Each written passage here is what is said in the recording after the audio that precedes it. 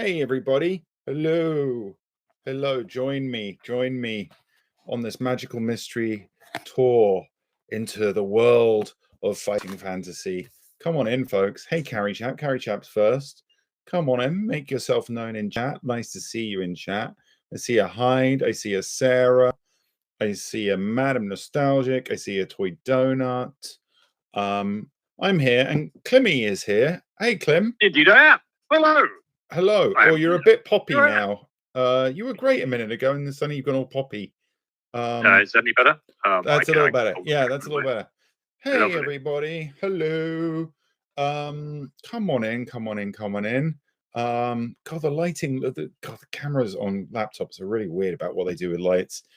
It's not bad. Anyway, come on in. We are going to set out on an adventure in a moment. Those of you who were here for the first one will know what this involves. We are going to be playing a fighting fantasy book. These were huge when I was a kid. When we were kids, actually. Clym was a kid at about the same time. These were a big thing, and these were like a gateway drug into Dungeons and Dragons and other geeky tabletop RPG pastimes. I've always loved these, and I've always thought what a fun idea it would be to share them with people. And so the idea is this is a new version copy of it. I think I've got the original somewhere. The idea with these is I read, and at certain points there are choices to be made. The mods will set up a poll. It's on a separate link. They will drop the link. Mods, if you can share the link that people go to, or do they mods will you just share a link for each individual poll? I think that's what happens. You go to the link, you vote, and then when the time okay, that's cool. Toy Donut says you'll share the poll links as they happen. So you go to the link, you vote. I think after like a minute or 30 seconds, I can't remember which, I am given the answer, and we move forward. So you guys are choosing the adventure. Okay, the only thing we'll do, I've rolled the stats of our character. You can't really see them because so we actually, I was generous with the rolls. Our skill is 11, our stamina, which is like hit points, are 22, and our luck is 11. So I'm a specimen of a man or woman or person. Yes, a person. They're a person. Who knows who they are? And exactly. Yes, I do have the capybara of polling here as well. That's for when the polls happen. There's a capybara. So we are going to start. We're going to get into this. Once again, if you guys have any questions, check in with the mods or share them here, and we'll try and field them. But basically we're doing oh, by the way, so we are doing the absolute, this is probably the classic. This is one of the most well-known ones. DEATHTRAP Dungeon was probably the one that put the books on the map. It was the 6th one in the series. They were kind of still, they were popular before them, but this one was the one. I think this is possibly the first one I ever got out of my library. I was obsessed with the blood beast, which is this creature here. I was obsessed with he's got loads of eyes on his forehead and he's creepy. I think that's what made me want to read it. So we're going to meet him somewhere in the dungeon. Clymmy, have you played this one? I've had it kick my ass on a couple of occasions now. So yes, I'll be interested to see where this goes. I'm going to be keeping my mouth firmly shut. I should point out, our first adventure, if you missed it, we died about 5 times. And then one very final time we died. So, one day we might get through. We might even go back to that one day. But tonight we're trying this one. And let's begin. I start with a bit of reading to set the scene. Despite its name, Fang was an ordinary small town in the northern province of Chiang Mai, situated on the banks of the river Kok, spelled K-O-K. K-O-K, okay, I need to make that clear, but it does say River Kok. It made a convenient stopover for river traders and passengers throughout most of the year. A few barges, rafts, and sometimes even a large sailboat would usually be found moored at Fang, but all that was long ago, before the creation of the Trial of Champions. Now, once a year, the river is crammed with boats as people arrive from hundreds of miles around, hoping to witness the breaking of an ancient tradition in Fang and see a victor in the Trial of Champions. On 1st of May each year, warriors and heroes come to Fang to face the test of their lives. Survival is unlikely, yet many take the risk, for the prize is great, a purse of 10,000 gold pieces and the freedom of Chiang Mai forever. However, to become champion is no easy task. Some years ago, a powerful Baron of Fang called Sukumvit decided to bring attention to his town by creating the ultimate contest. With the help of the townspeople, he constructed a labyrinth deep in the hillside behind Fang, from which there is only one exit. The labyrinth was filled with all kinds of deadly tricks and traps and loathsome monsters. Sukumvit had designed it in meticulous detail so that anybody hoping to face its challenge would have to use their wits as well as weapon skill. When he was finally satisfied that all was complete, he put his labyrinth to the test. He picked 10 of his finest guards, and fully armed, they marched into the labyrinth. They were never seen again. The tale of the ill-fated guards soon spread throughout the land, and it was then that Sukumvit announced the first Trial of Champions. Messengers and news sheets carried his challenge, 10,000 gold pieces and the freedom of Chiang Mai forever to any person surviving the perils of the labyrinth of Fang. The first year, 17 brave warriors attempted the walk, as it later came to be known. Not one reappeared. As the years passed and the Trial of Champions continued, it attracted more and more challengers and spectators. Fang prospered and would prepare itself months in advance for the spectacle it hosted each May. The town would be decorated, tents erected, dining halls built, musicians, dancers, foresters, illusionists, and every sort of entertainer hired, and entries registered from hopeful individuals intent of making the walk. The last week of April found the people of Fang and its visitors in wild celebration. Everybody sang, drank, danced, and laughed until day broke on 1st of May, when the town thronged to the gates of the labyrinth to watch the first challenger of the year step forward to face the Trial of Champions. Having seen one of Sukumvit's challengers nailed to a tree, you decide that this year you will attempt the walk. For the last 5 years, you've been attracted to it, not for the rewards, but for the simple fact that nobody has ever yet emerged victorious from the labyrinth. You intend to make this the year in which a champion is crowned. Gathering up a few belongings, you set off immediately. 2 days' walk takes you west to the coast, where you enter the cursed Port Blacksand. Wasting no time in that city of thieves, you buy your passage on a small boat sailing north to where the River K-O-K, meets the sea. And from there, you raft upriver for 4 days until you arrive in Fang. The trial begins in 3 days' time, and the town is in an almost hysterical mood of excitement. You register your entry with the officials and are given a violet scarf to tie around your arm, informing everyone of your status. For 3 days, you enjoy Fang's greatest hospitality and are treated like a demigod. During the long merriment, you almost forget your purpose in Fang, but the evening before the trial, the magnitude of the task ahead begins to dominate your thoughts. Later, you are taken to a special guest house and shown to your room. There is a splendid 4-poster bed with satin sheets to help you rest. But there is little time left for sleep. Just before dawn, a trumpet call awakens you from vivid dreams of flaming pits and giant black spiders. Minutes later, there is a knock on your door and a man's voice rings out saying, "Your challenge begins soon. Please be ready to leave in 10 minutes. You climb out of bed, walk over to the windows and open the shutters. Already people are thronging the streets, moving quietly through the morning mist. Spectators on their way to the labyrinth, no doubt, hoping to find good vantage points from which to watch the competitors. You turn away and walk over to a wooden table on which your trusty sword lies. You pick it up and cut the air with a mighty sweep, wondering what beasts its sharp edge may soon have to meet. Then you open the door into the corridor. A small man with slanted eyes greets you with a low bow as you emerge from your bedroom. "Please follow me," he says. He turns to his left and he walks quickly towards the stairs at the end of the corridor.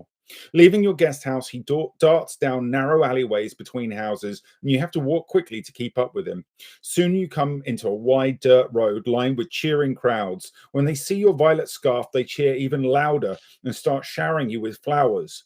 The long shadows cast by the people in front of you shrink as the bright yellow sun rises higher in the morning sky.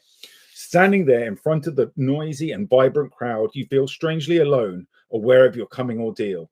Suddenly, you feel a tug on your shirt and see your small guide eagerly beckoning you to follow. Ahead, you see the looming hillside and the dark mouth of a tunnel disappearing into its inner depths. As you get closer, you notice two great stone pillars on either side of the tunnel entrance. The pillars are covered with ornate carvings, writhing serpents, demons, deities, each seeming to scream a silent warning to those who have passed beyond them.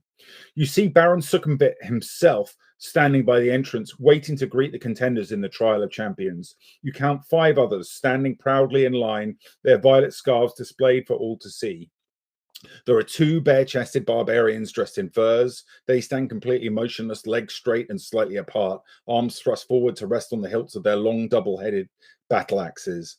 A sleek elven woman with golden hair and feline green eyes is adjusting the crossbelt of daggers wrapped around her leather tunic. Of the 2 remaining men, one is covered from head to foot in iron plate armor with a plumed helmet and a crested shield. The other is cloaked in black robes, only his dark eyes showing between the swathes of his black face scarves. Long knives, a wire garrote, and other silent death weapons hang from his belt. The 5 contenders acknowledge your arrival with almost imperceptible nods of the head, and you turn to face the exultant crowd for the last time. Suddenly a hush falls over the crowd as Baron Sukumvit steps forward holding 6 bamboo sticks. You draw one from his outstretched hand and read the word 5th. Then the trial begins. The knight is first. He salutes the crowd before disappearing into the tunnel and is followed half an hour later by the elf. Next goes a barbarian and then the dark assassin. Now it is your turn to salute the crowd. Holding your violet scarf aloft, you take one final deep breath of cool fresh air before turning to pass between the stone pillar gateway into Sukumvit's corridors of power to face unknown perils on the walk through the mighty Baron's DEATHTRAP dungeon. Your adventure awaits! It says that in really big words there. Your adventure awaits, everybody. May your stamina never fail. You're practically scream it at the camera. Yes. Let's go. All right. The clamour of the excited spectators gradually fades behind you as you venture deep into the gloom of the cavern tunnel. Large crystals hang from the tunnel roof at 20-meter intervals, radiating a soft light, just enough for you to see your way. As your eyes gradually become accustomed to the near darkness, you begin to see movement all around. Spiders and beetles crawling up and down the chiseled walls disappear quickly into cracks and crevices as they sense your approach. Rats, minkies, and mice scurry along the floor ahead of you. Droplets of water drip into small pools with an eerie plopping sound which echoes down the tunnel. The air is cold, moist, and dank. After walking slowly along the tunnel for about 5 minutes, you arrive at a stone table standing against the wall to your left. On it, there are 6 bones, one of which has your name painted on its lid. Oh, 6 boxes, not bones, sorry. 6 boxes, one of which has your name painted on its lid. If you wish to open the box, turn to 270. If you prefer to continue walking north, turn to 66. Your first choice is this, folks. Open the box or move on. Open the box or move on. This feels like, what's that one that Noel Edmonds used to do? Yes, the poll, the mods are going to put together the poll. And when the link is up, go and choose box, deal or no deal. Thank you. Box or no box. How paranoid are we feeling, ladies and gentlemen? How paranoid indeed. Where is the link? Where is the link? Where is the link?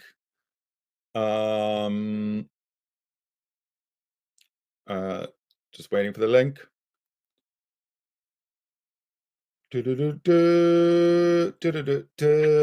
Fop wants box. Okay. Fop wants box. Yep. It's going to be open the box. I know, but we got to do this official. Like, is the link up yet? Is the link up, guys? I haven't seen it.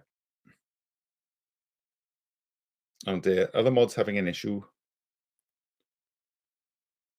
It may not be letting you post links. Oh, we didn't have this problem last time.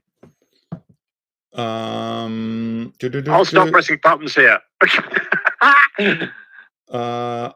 I'm sure we had links here last time. Oh, it's Toy Donut might not be modded yet. Phoenix Seahorse, there you go. Phoenix Seahorse is going to have to take care of this. Sorry, Toy Donut, my bad. I don't think I modded you guys yet. The new mods have not been modded on YouTube. That is my fault completely. I forgot to do that. Phoenix, you're going to have to take that job. Anyway, the poll is up. Box or no box? Box or no box? Box or no box? Well, this is looking pretty conclusive, Tom. Box, yeah. Yeah, it's going to be the box. It's so going to be the box. Yeah, no, you're a pack of nosy people and you deserve everything you get if you get something bad.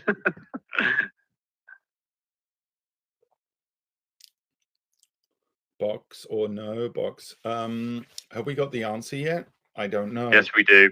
Yeah, we have 100%, 55 votes. Oh, I'm not getting notifications at the moment. It is the box. It is the box, of course. 270. Let's see what's in the box. What's in the box? What's in the box?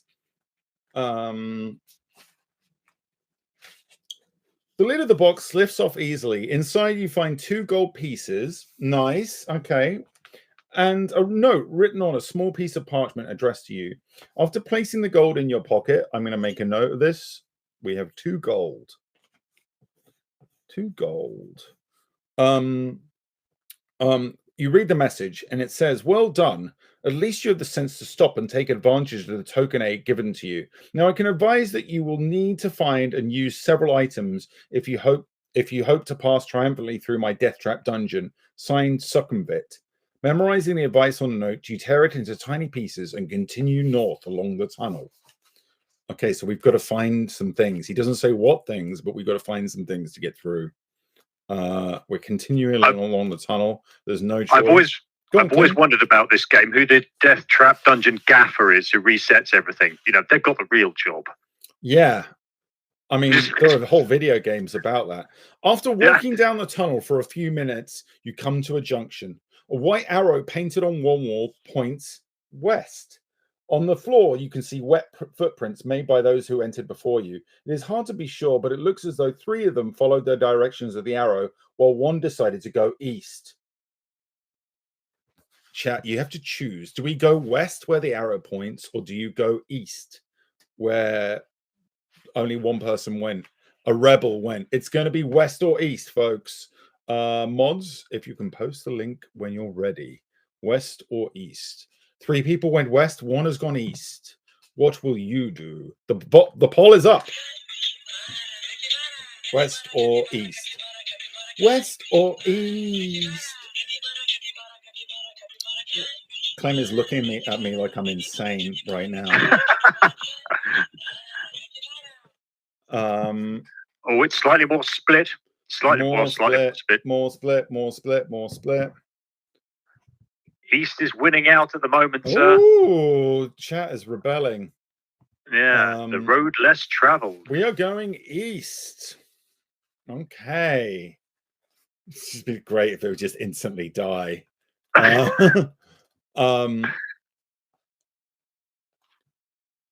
Ahead, you can see a large obstruction on the tunnel floor.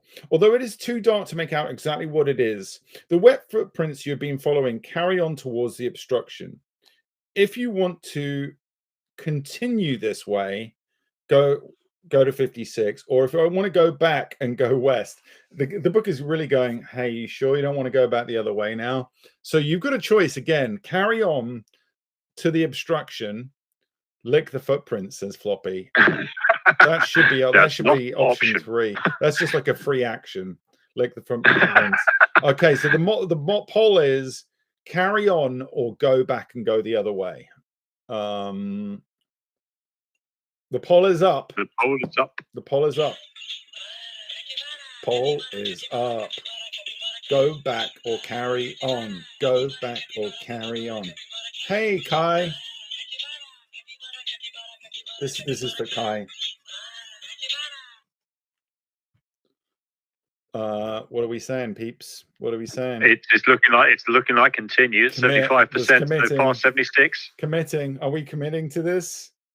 We're committed to the bit. We're committed to the bit. The book said go back. The book gave you an option to go back, but we're continuing on. 56.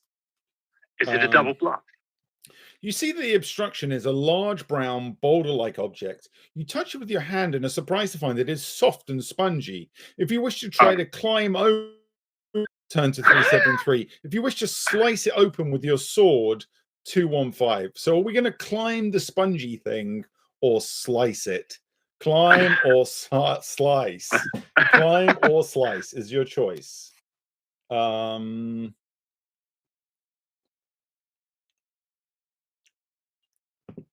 The poll is up. Go to the link and vote. Slice or climb? Slice or climb? Slice or climb? Oh, people are a little bit under. Oh, no. What is it? What is it? People so far are choosing violence. They're choosing the slicing. It's high 60s. Oh, slightly less. Slice is being chosen. It's pretty slice. Oh my goodness. It's cut and dry. It's cut and dry. I'm nervous about this. I'm nervous about this. What's going to be inside? I've got an idea. Oh dear. Your sword easily pierces the thin outer casing of the giant spore ball. A thick brown cloud of spores bursts out of the ball and envelops you. Some of the spores stick to your skin and start to itch terribly. Great lumps come up on your face and arms, and your skin feels as if it is on fire. Lose 2 stamina points. We're down to 20. Frantically scratching your itching lumps, you step over the now deflated spore ball and head east. Turn to 13. You sliced when you should have climbed. Caution, chat. I urge caution. You guys are hell bent for trouble. The tunnel makes a sudden turn to the left and heads north far as you can see. The footprints you are following start to peter out as the tunnel becomes gradually drier. Soon you are beyond the dripping roof and the pools on the floor. You notice the air becoming hotter and you find yourself panting even though you are walking quite slowly. In a small recess on the left-hand wall, you see a section of bamboo standing on its end. Lifting it down, you see it is filled with a clear liquid. Your throat is painfully dry and you feel a little dizzy from the heat in the tunnel. If you wish to drink the liquid, turn to 147. If you do not want to risk drinking the liquid and rather continue north, 182. Do we drink or not drink? Those are the choices. Drink or not drink. Those are the choices, my friends. Yeah, please. When we there you go, the poll is ready. DEATHTRAP DUNGEON poll is up. Vote. Vote. Drink or don't drink. The capybara was a gift. Drink or do not drink. That is the question. Where are we looking?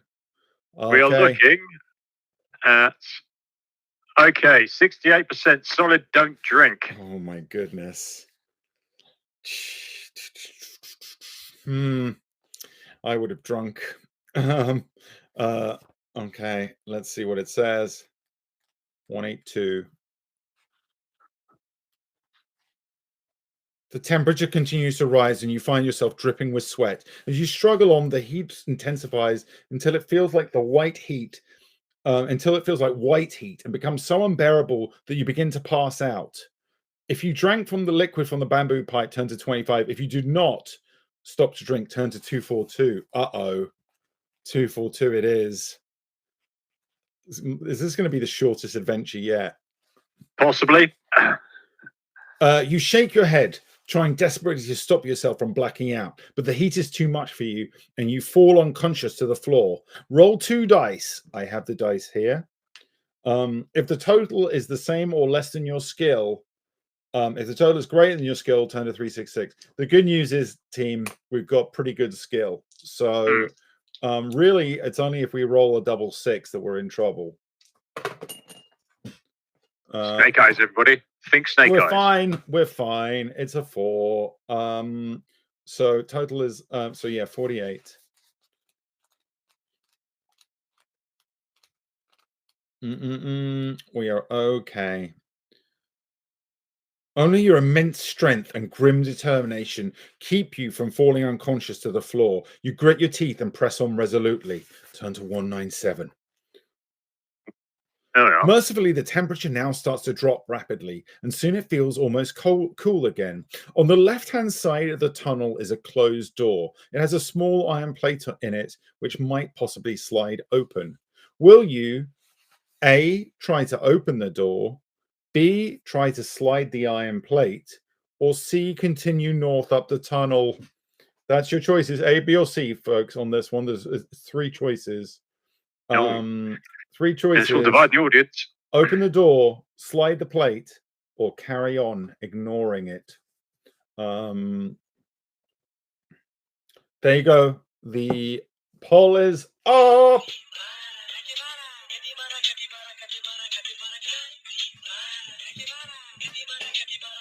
Well, but no surprise, no one's doing walk it. Well, no, we got 1. We got maybe 2.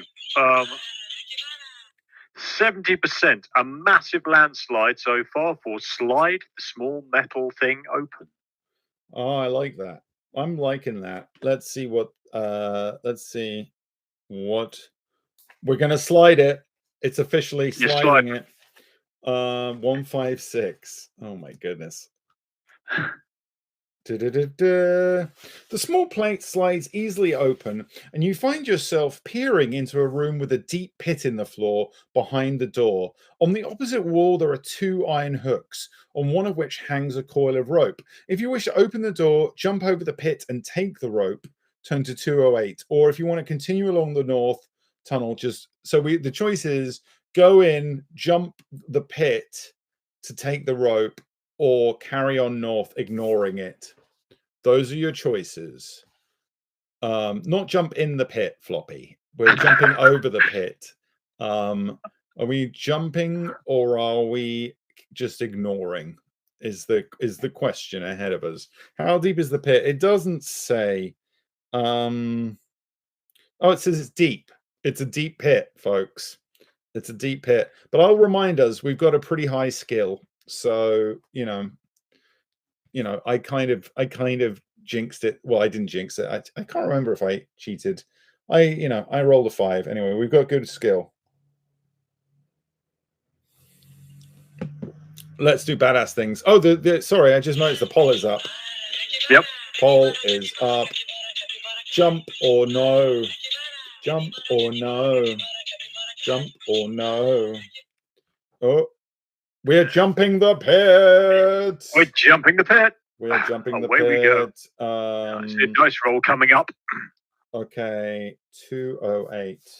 Might be a dice roll, or it might just be instant death. Sometimes these books do that. I doubt it'll be this time. Sometimes these books do instant death. Yeah, they do instant death sometimes. Oh, there's a picture here. The door swings open into the room and you step back and jump over the pit. Easy as that. You put the rope in your backpack and jump back over the pit to leave the room and head north. Hey, easy peasy. Good shout. We have rope. Kind of feels like we should have just taken some in with us, but we have rope. So let's continue on our way. We are going to 326. Ahead, you see that the tunnel turns sharply to the left. You turn the corner and almost bump straight into 2 fierce-looking orcs. There's a picture of the orcs. Armed with morning stars and wearing leather armor. You are totally unprepared, and as you draw your sword, one of them swings its morning star at you. Roll 1 die. if I roll, all right, this is where I got to do what the dice says. So we're going to roll the bloody dice. And I got to do whatever it says. Sorry, chat, you are not involved in this. I rolled a 2, so I'm going to go to 91. This is, by the way, these books were written back in the days where orcs were just instantly bad guys. The orc's morning star thuds into your arm, knocking your sword to the floor. You must fight them barehanded, reducing your skill by 4 for the duration of the combat. Fortunately, the tunnel is too narrow for both orcs to attack you at once. Fight them one at a time. Okay, I'm going to quickly speed roll. So basically, how we fight is we're going to do the first orc first. They have a skill of 5. I roll 2 dice for me, and I roll 2 dice for them. We've got a skill of 7. They've got a skill of 5, and that's how it goes. Enemies to lovers would be great, Serena. Right, so I just rolled an 11 for me, and for the orcs, a 7. All right, so the orc just took a big hit. They're down to 3 hit points. I'm going to do another roll. I just rolled a 3, so we're on 10. So the orc has rolled a 9. We hit them again for another 2 hit points. One more hit, and we've beaten them. Okay. We've rolled a 4. Dear, that's not great. 4 plus, so 11. Orc has rolled 6 and 5. 8. 11. It's the same. I don't know what happens if you both score the same. It's a parry. It's a parry. Oh, it's just we just block each other. We're gonna do all right. Me next 3, so that's 10. The orc has rolled 10 as well. Another parry. We're parrying. The orc is fighting for its life. There's a wrestling in a dark tunnel with a green orc. Lovely. Yeah, maybe it will turn into lovers. 14. Well, the other orc just watching. 14. We rolled a 14. The first orc is smited and is dead. We've not taken any damage yet. Second orc has got higher skill, but only will take 2 hits to beat. But they've got nearly the same skill as us. Oh dear. We roll a 6, which takes our thing to 13. They roll, oh shit, a 9. All right, so we've just taken a hit. Our stamina is down to 18. All right, next round. We roll a 4. Oh man, our rolls are not good at the moment. We're 11. Oh no, the orc just is smashing us. We're down 16 hit points. Again, yeah, he's getting revenge for his friend. Okay, this time we roll at 8 plus 7, 15. So as long as the orc gets 9 or under, we're going to hit him. 3, yes. All right, the orc is down to 1 more hit, and the orc is dead. He's flagging. He had a, oh dear, we just rolled a 4 though. So oh my goodness, 11. Oh man, this orc is okay. We're down to 14 hit points. We're fighting a ninja.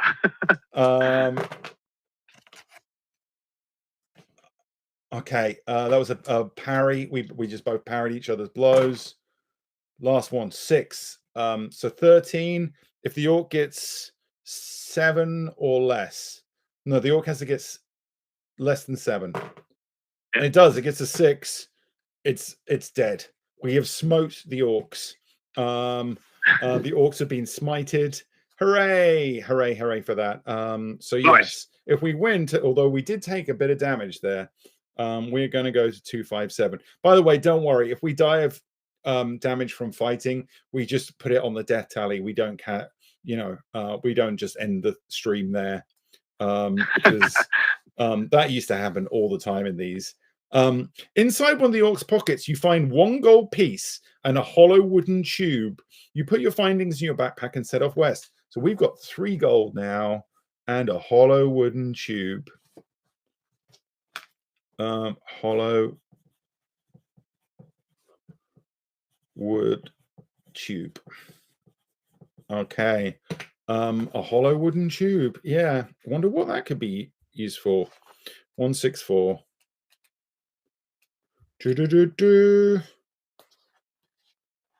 As you walk along, droplets of water again start falling from the tunnel ceiling. You see wet footprints made by the same boots that you followed earlier, heading west. The footprints lead to a closed iron door in the right-hand wall of the tunnel, but do not seem to go any further.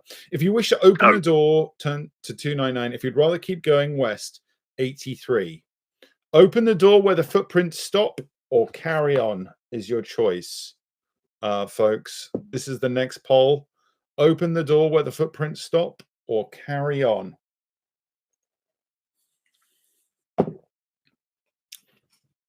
The poll is up.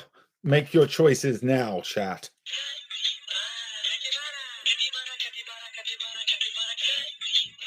You can go snorkeling in the Cock River with the wooden tube. Correct, Sarah. Gift which keeps on giving. Love is an open door, says Kai. Very wise words there.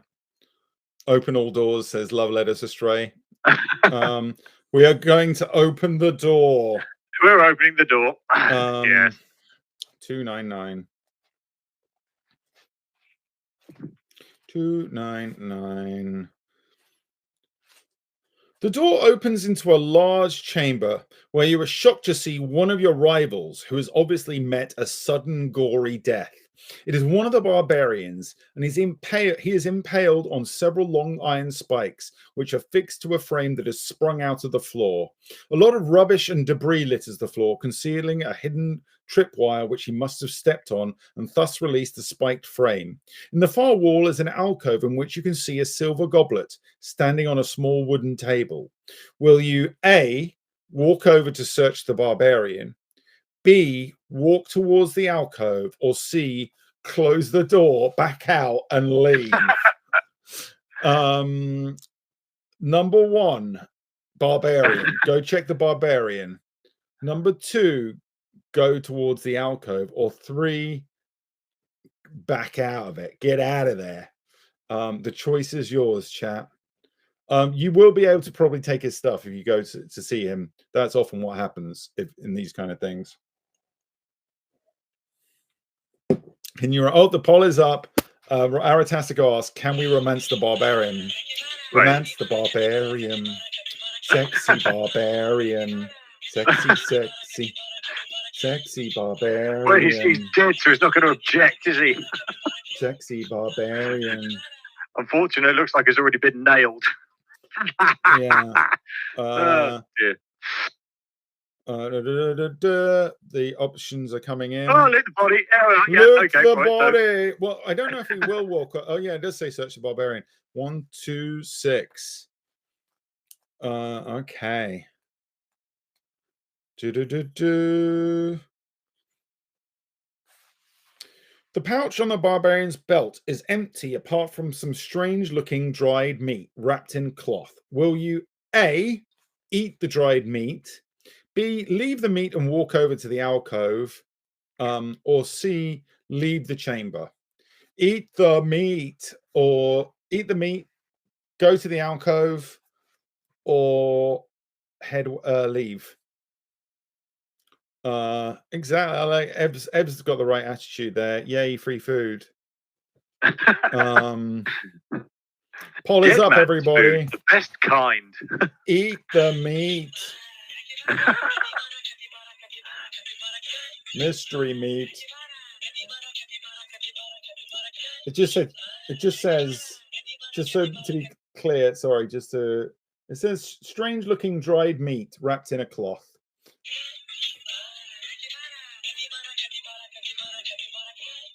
Oh, I'm getting the answer is coming through. What have you chosen? Eat the meat. I like it. Of course. Well, of course. Of course. Who dares noms? The meat contains herbs which will increase your strength. Add 3 to your stamina score. Okay, we got some hit points back. Because that's good, because we took a bit of a beating from the orcs. We're back up to 17 hit points. You may either walk over to the alcove or leave the chamber and carry on. Are you going to risk going for the silver goblet, or are you going to carry on going? That is your choice now, folks. That is your choice now. Thank you so much for the mods, by the way, for doing this and setting up the polls. Can we not sniff the barbarian? Floppy, that's a free action. Just do it. The poll is up. Yeah. Goblet or leave? I'm getting sick of the fucking capybara now. So sick of it. People were after the last time I used it were basically complaining that song was stuck in their heads the next morning. And it doesn't. People are going to risk it for a biscuit. I've got 81% going for the goblet. Are we going for the silver goblet? We've gone for the goblet. Going for the gold. Going risking for the it gold. For a biscuit. Okay. Ugh. We are hoping he's sprung the only trap in this room. Yeah, really, really. You walk slowly over to the alcove, carefully checking the floor for any more hidden traps. You see that the goblet contains a sparkling red liquid. Will you A, drink the red liquid, B, leave the chamber and continue west? Drink the goblet, the sparkling red. It could be like grape juice, or like to finish off your little picnic. Or will you? Maybe, I don't know. The poll is up. The poll is up. Drink or the sparkling red, or continue on your way. Ignore it. It's Mountain Dew. Go vote, people. Okay, right. Well, unless there is actually 69-71. It's the drink of Bella. It's looking like a chug-a-lug, Tom. I like the way I like the commitment to the bit everyone's giving. Yeah. Is it going to be drinking? Yes, we are drinking 98. All those possible warnings. No. I'm down in that bastard. Strange liquid, absolutely. Oh. Lifting the goblet releases a sprung catch and a dart shoots out of the wooden table leg. Test your luck. So I believe to test my luck, I roll 2 dice. And if it is under our luck, which is 11, which is high, then we are lucky. We're good. We're good. So as long as we don't roll a 12, then we are okay. Oh, we rolled a 10. We're all right. We're okay. We are lucky. 105. Next time round, I'm not going to be so lenient on our stat scores, by the way. I thought I would ease us into this with some good stats, but next time round. Your reflexes are sharp and you quickly jump aside. The dart whistles past, only just missing you, and thuds into the opposite wall. You see the goblet lying on the floor and the red liquid running away in rivulets over the grey stone. At least the goblet may be of use. So you put it in your backpack. Okay, so we've got a silver goblet. We're looting like bastards. Looty. I like how much stuff we've got already. We got lots of cool stuff already. We've got a silver goblet, and it just says continue on your way. Wooden tube. To 83. Oh, I had it and I lost it. Okay, here we go. The passage soon leads to a junction. You notice more footprints on the floor, possibly as many as 3 pairs heading north from the south passage. You decide to follow them. Turn to 37. It didn't give you a choice there. It's just like you're going to follow these footprints. 37. The passage opens out into a wide cavern, which is darker but much drier. Ahead, you see the footprints gradually fade, then disappear. There is a large idol in the center of the cavern, standing approximately 6 meters high. It has jeweled eyes as big as your fist. There are 2 giant stuffed bird-like creatures standing on either side of the idol. If you wish to climb the idol to take the jewels, turn to 351, or if you wish to walk through the cavern to the tunnel and the opposite wall, 239. Take the jewels or not. Look at that. He's a little cheery. It looks like a kind of cheery fella, but ominous. Oh no, wrong page. Ominous stuffed birds, and this is 6 meters high, so it's a big climb. Here is where we die, says Cupid stunt. The poll is up, friends. Take the jewels or just ignore him. Take the jewels or carry on our way. Run the jewels, to quote the band. Oh, this is more even. This is going to the wire. Yeah, this one's tricky.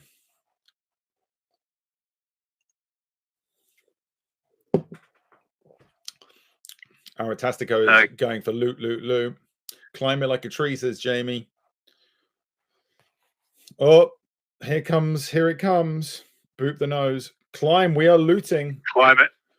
By the merest of whiskers, by a total of 4 votes or 5 votes. We are looting.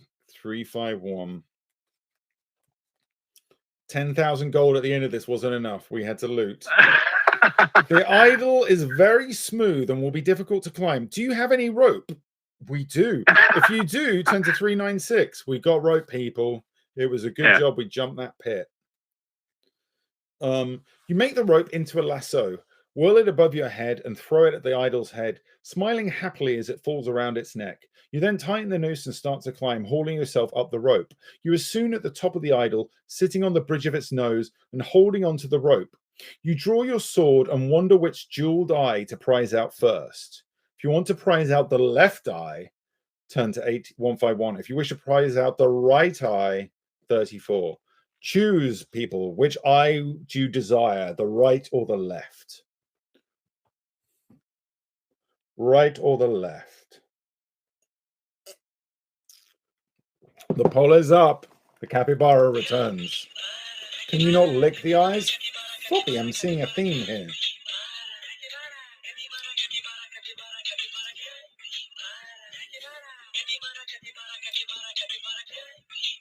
Right eye or left eye, people? Right eye or left eye? It's a 50-50. Yeah, make the sinister choice, says Cupid Stunts, which is a little subliminal message. You take the left eye.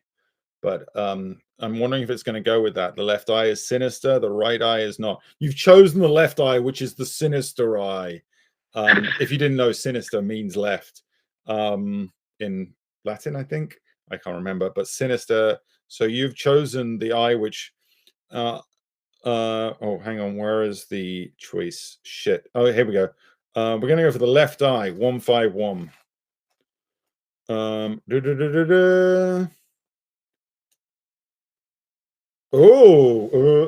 As you touch the idol's emerald eye, you hear a creaking sound below you. Looking down, you are shocked to see the 2 stuffed birds flying off. Their wings flap in jerky movements, but they are soon above you and look set to attack. Fight the flying guardians one at a time, but reduce your skill by 2 during this combat because of your restricted position. Okay, so our skill is down to 9. The first flying guardian has got a lower skill of 7. So we're going to do the rolls again. For me, I roll a 9 plus 9, 18.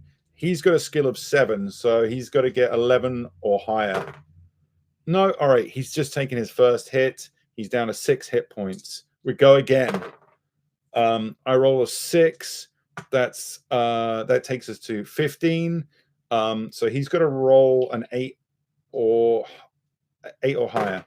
He rolls a 6. Again, 2 more hit points. 2 more hits and he's dead. These guys are quite tough.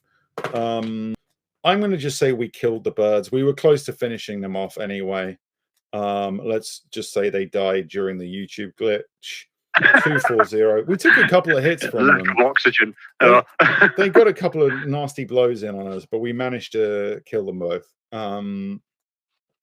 But yeah, you went for the sinister eye, folks. The left eye. You look down and see the crumpled bodies of the 2 flying guardians lying motionless on the floor. You start to prize out the idol's emerald eye with the tip of your sword. At last it comes free and you are surprised by its weight when it falls into your hand. Hoping it may be of use later, you put it in your backpack. If you now wish to prize out the right eye, turn to 34. Or climb down the idol and carry on. So we've got an emerald. Folks, do we want to risk it for a biscuit and go for the other eye? That is your choice. That is your choice, folks. Do we want to go for the other eye? Madam Nostalgic is saying, don't get cocky, but we shall see. KOK, folks. KOK, not, the poll is up. Make your choice, folks. Yep. Make your choice. Oh, it's 50-50, right down the middle. Okay. And now it's rocketed up. to risk it for a biscuit, but it's coming back down again. Oh, I like Clym's commentary. Is it going to make it this. time? Like people are undecided. Okay. Oh, dearie me, Tom. It's looking like 71 for risk it for a biscuit. Greed has got the better of the Minkies, I'm afraid. We are risking it. We are risking it. Okay, we're going to take like the right eye as well. Hang on. What? Where's just lost the page again? Oh my goodness. What just happened? Oh my goodness. I'm gonna have to. Sorry, folks. This is my bad. Okay, 240. We won. 240. Oh yeah, here we go. We're gonna prize out the right eye. 34. Okay.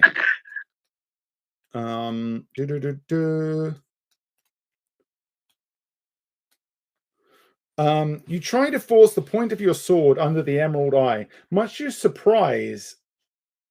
Oh no. Oh no. Much to your surprise, the emerald shatters on contact, releasing a jet of poisonous gas straight into your face. The gas knocks you out and you release the rope, bounce down the idol and crash onto the stone floor. Your adventure ends here. Well, our first death of the night. My goodness. First death of the night. Chalk it up. We dead. We are indeed dead. We dead.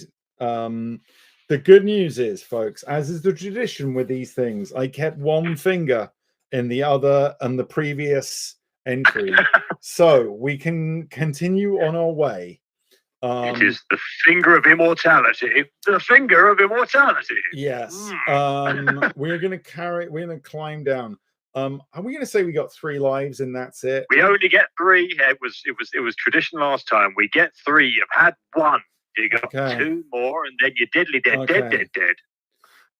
Back on solid ground, once again on the cavern floor, you try to shake the rope off the idol's neck. Test your luck if you're lucky, or if you're unlucky. So we're going to test our luck. I just got to roll under 11. We do just 10. So we are lucky. 54. I think that means we get our rope back. The lasso loosens itself and you're able to shake it free of the idol's neck. It falls to the floor with a loud clatter. You quickly coil the rope up again and put it in your backpack. Wasting no more time in the cavern, you run forward to the tunnel in the northern wall. Turn to 239. 239. Not much further down the tunnel, you come to a closed door on your left. Putting your ear to the door, you listen intently but hear nothing. If you wish to open the door, turn to 102. If you wish to keep walking north, 344. Are we going in, folks, or are we carrying on our way? Going in or carrying on our way? If we can get the poll together, you can make the choice. Hey, Varin, the poll is up, everybody. Let's celebrate with a capybara dance.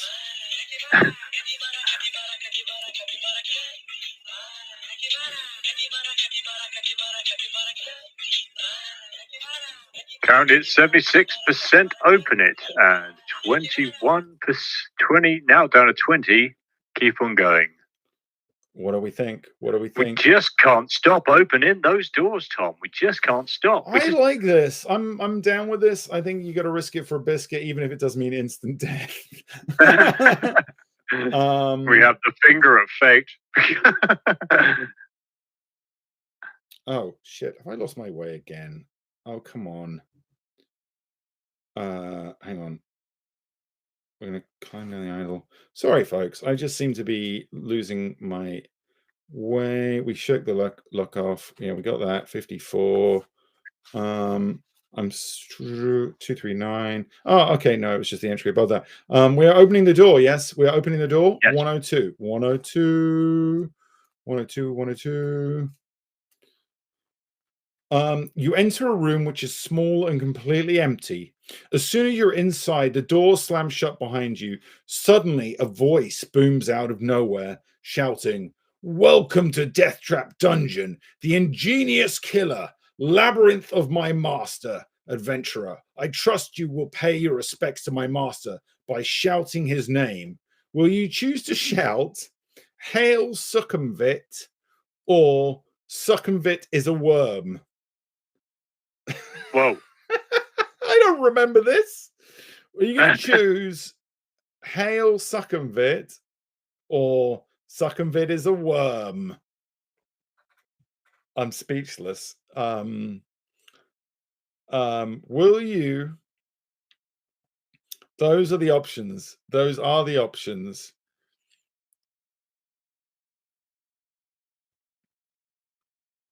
I trust you will pay your respects to my master by shouting out his name. Will you shout, "Hail Sukumvit," or "Sukumvit is a worm"? The poll is up. The poll is up, my friends. Oh, well, it's pretty even. We've got 55 versus 45 here. VLT's saying hail, but sarcastically. We can, you know, to do that. We'll just do that. We are hailing him. I think that might be. We're hailing him. Yep. We're hailing. I think probably the wise choice. Once again, the mysterious voice calls out, only this time its tone is full of contempt and derision. "So we have a sniveling weed in our midst, do we?" Oh, sneers the voice. "My master has a special gift for you, loathsome creep." Suddenly, water starts pouring into the room through a hole in the ceiling. It soon rises above your ankles, and there is no apparent way of escape. You wade back to the door. It is firmly locked, but in desperation, you try ramming it with your shoulder. Roll 2 dice. If the total is the same or less than your skill score, 178, or if it's greater than your skill score, 17. Luckily, we have a pretty good skill, so it is. We roll under our skill. 178. We might be okay, folks. The door cannot withstand the furious battering you are giving it. The center panel cracks and splinters, enabling you to kick a hole in it large enough for you to squeeze through. Wet but happy to survive your ordeal, you set off north again. 344. Sometimes being a little kissy doesn't pay off. Think about that next time, chat.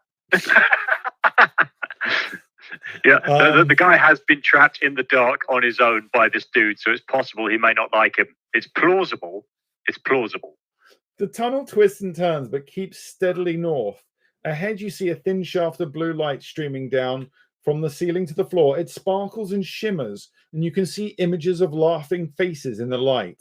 If you wish to walk through the light, turn to 229. If you'd rather walk around the light, 107. I will show you the picture. Hang on, let me figure. That is the picture of the pillar of light. I'm going to just say those faces look pretty ominous, but you got to choose, chat. Do you walk through the light or around the light? Through the light. The poll is up. Through the light or around the light. Make your choices. I can't wait to see this one. Yancy says it looks like the pillar in Hellraiser 3. Yes, it does. Through the light. It was Lovecraftian as well. Yeah. Looks completely sage. Hold me back, says Kai.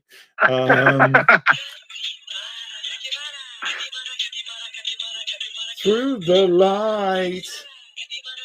Yeah, that's not going to happen. An awful lot of people are just basically going, nah. At about 75%. I mean, the picture says, yeah, avoid is being chosen. I think probably wisely. 107.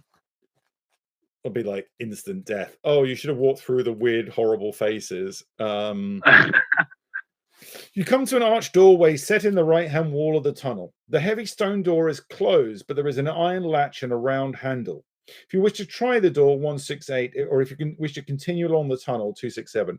Another door for you to decide on. It's a heavy stone door with an iron latch and a round handle. Do you want to try it or do you want to carry on the way, folks? That is your choices. Do you want to try it or carry on your way? The poll is up. Please make your decision. Are you going to try the big stone door or carry on the way? Do we even need to vote for doors still? Listen, Gustarian disapproves. You make a good point. I would probably always go through every door myself when I played these as a kid. Does, you know, unless you had someone earlier said, don't go through the stone door. Maybe that's what the faces would have done. They were like, we look creepy, but we are actually helping you. Don't go into the stone door behind us.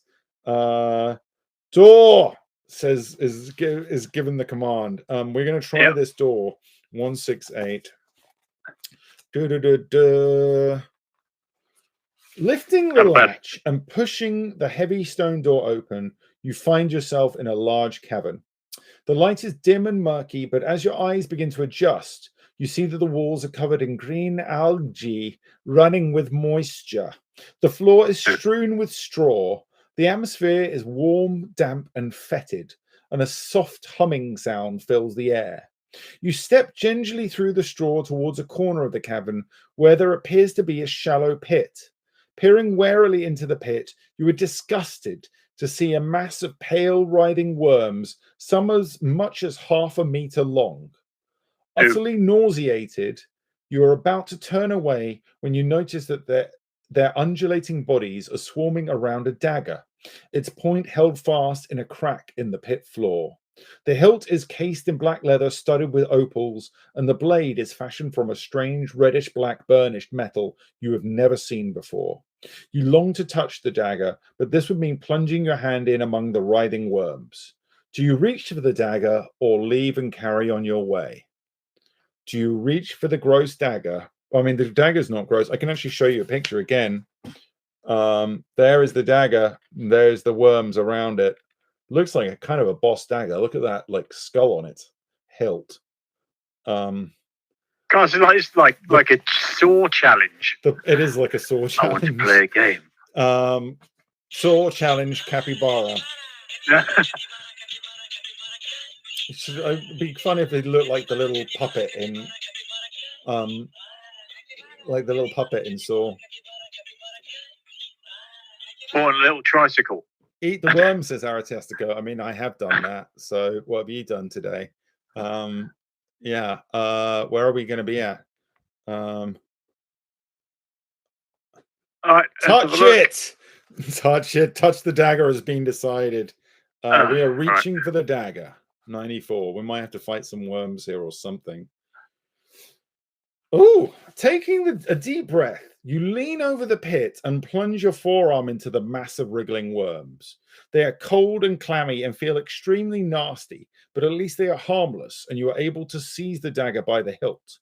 You give it a sharp tug, and it comes away from the crack in which the tip was embedded. Admiring its beauty and wondering whether it might once have belonged to some luckless contestant, you put the opal-studded dagger firmly in your belt and leave the cavern.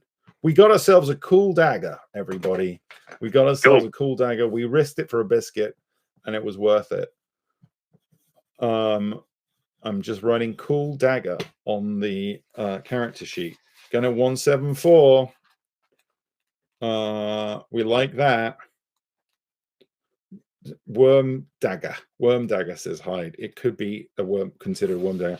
As you make your way back to the doorway, the buzzing sound increases its intensity. You look around desperately to discover where it is coming from. Glancing up in the nick of time, you see the huge and grotesque black shape of a giant fly emerging from a recess high up in the cavern wall. As it gets closer, you realize that it is at least 1.5 meters long. Its opaque wings vibrate, making the sickening buzzing sound noise you can hear. And its 6 black hairy legs are poised to grasp your body. Below its multifaceted eyes is a long, shiny black proboscis, which darts in and out venomously. You have stolen the giant fly's treasure from her brood of maggots, and you must take the consequences. It's a luck test. Luckily, we got really good luck. We passed the luck test. I mean, really, we're only going to fail luck if we roll a 12. 39. You manage to evade the outstretched legs of the diving giant fly. Stepping back, you draw your sword and prepare to fight the hideous insect. Okay, it's got a skill of 7. Our skill is full of 11. And stamina 8. So we got to, all right, I'm going to speed run this. First run, we get a 17. So it's got to roll a 10 or higher. It rolls an 8. 1 hit on the fly. Second one, we don't roll high. We rolled a 4. That takes us to 15. It's got to roll an 8 or higher. It fails. It rolls a 7. So we're stabbing it up. I'm gonna stab your fly ass. 2 more hits on the fly, and the fly is dead. Oh, we roll a 9. So that takes us to 20. The fly can't beat that, so the fly is going to take another hit. One more hit and the fly is dead. We roll 6, which takes us to 17. Fly has got to roll a 10 or more. Rolls a 9. Fly is bye-bye. Fly is dead. Fly, you dead. 1-1-1.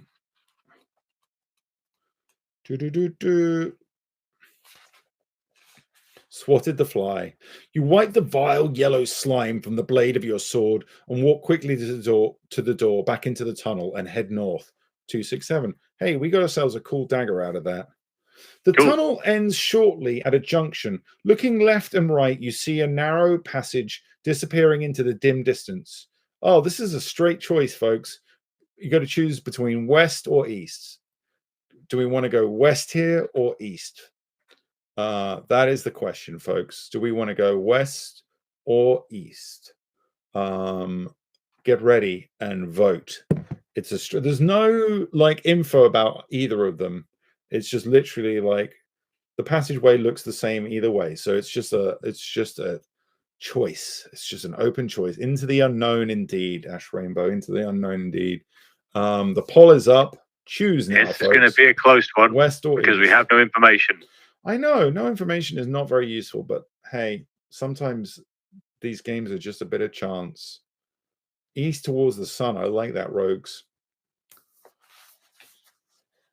West is just at the moment slightly ahead by literally 1 vote, and now it's all even Stevens again. What is it going to be? It's West. West is wanting. Did we go east last time? All right, I like that we're going west this time instead of that. 3-5-2. Ahead, you hear the sound of rocks being ground and crushed. The noise grows louder, and suddenly you realize that the wall on your right is starting to collapse.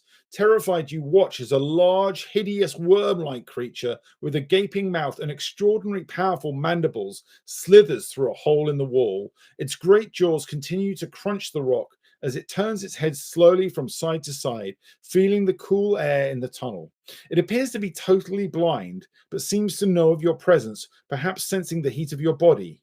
It starts to slither towards you with its mandibles wide apart to attack. If you wish to fight the rock grub, or if you want to run back. We got a choice, folks. Do we want to fight or do we want to run? We've still got 13 hit points. 13 hit points. If we lose if we lose all our hit points, that's going to count as another death as against us. But can we pet it, says Ash Rainbow. I mean, that should be the choice. Poll is up, folks. Do we fight the rock grub or do we run back and go the other way? There might be some amazing stuff behind where this rock grub is. It could be absolutely rubbish. We don't know. We should heat up soup to distract it. I would say that's the way to go as well. I mean, what a beautiful, or write it a nice letter. That's been done before. Yeah. And that worked. It actually worked. Kind of. Maybe. Oh, people appear to be... oh, we've chosen to run away. Okay. Running away. Run away. It might get a free attack on us. Oh, it doesn't. Oh, interesting. Okay. You walk down the passage and soon find yourself standing at the edge of a deep, dark pit. The passage continues east on the other side of the pit. You think you could probably jump over the pit, but you're not sure. There is a rope hanging down from the ceiling over the center of the pit. Will you A, throw your shield over the pit and jump after it? B, jump over the pit carrying all your possessions? Or C, reach for the rope with your sword to enable you to swing across the pit? I don't know why that seems very specific, but okay. Yep. Those are your choices. 1, throw your shield first. 2, jump over the pit with all your possessions. I would say that I'm going to just venture that's a bad idea. Or 3, reach for the rope with your sword to enable you to swing across the pit. The poll is up, folks. The poll is up. What are we going to do? Are we swinging? Are we swinging? Are we jumping with all our stuff? We throwing the shield first. Apparently we do have a shield, Lizzie.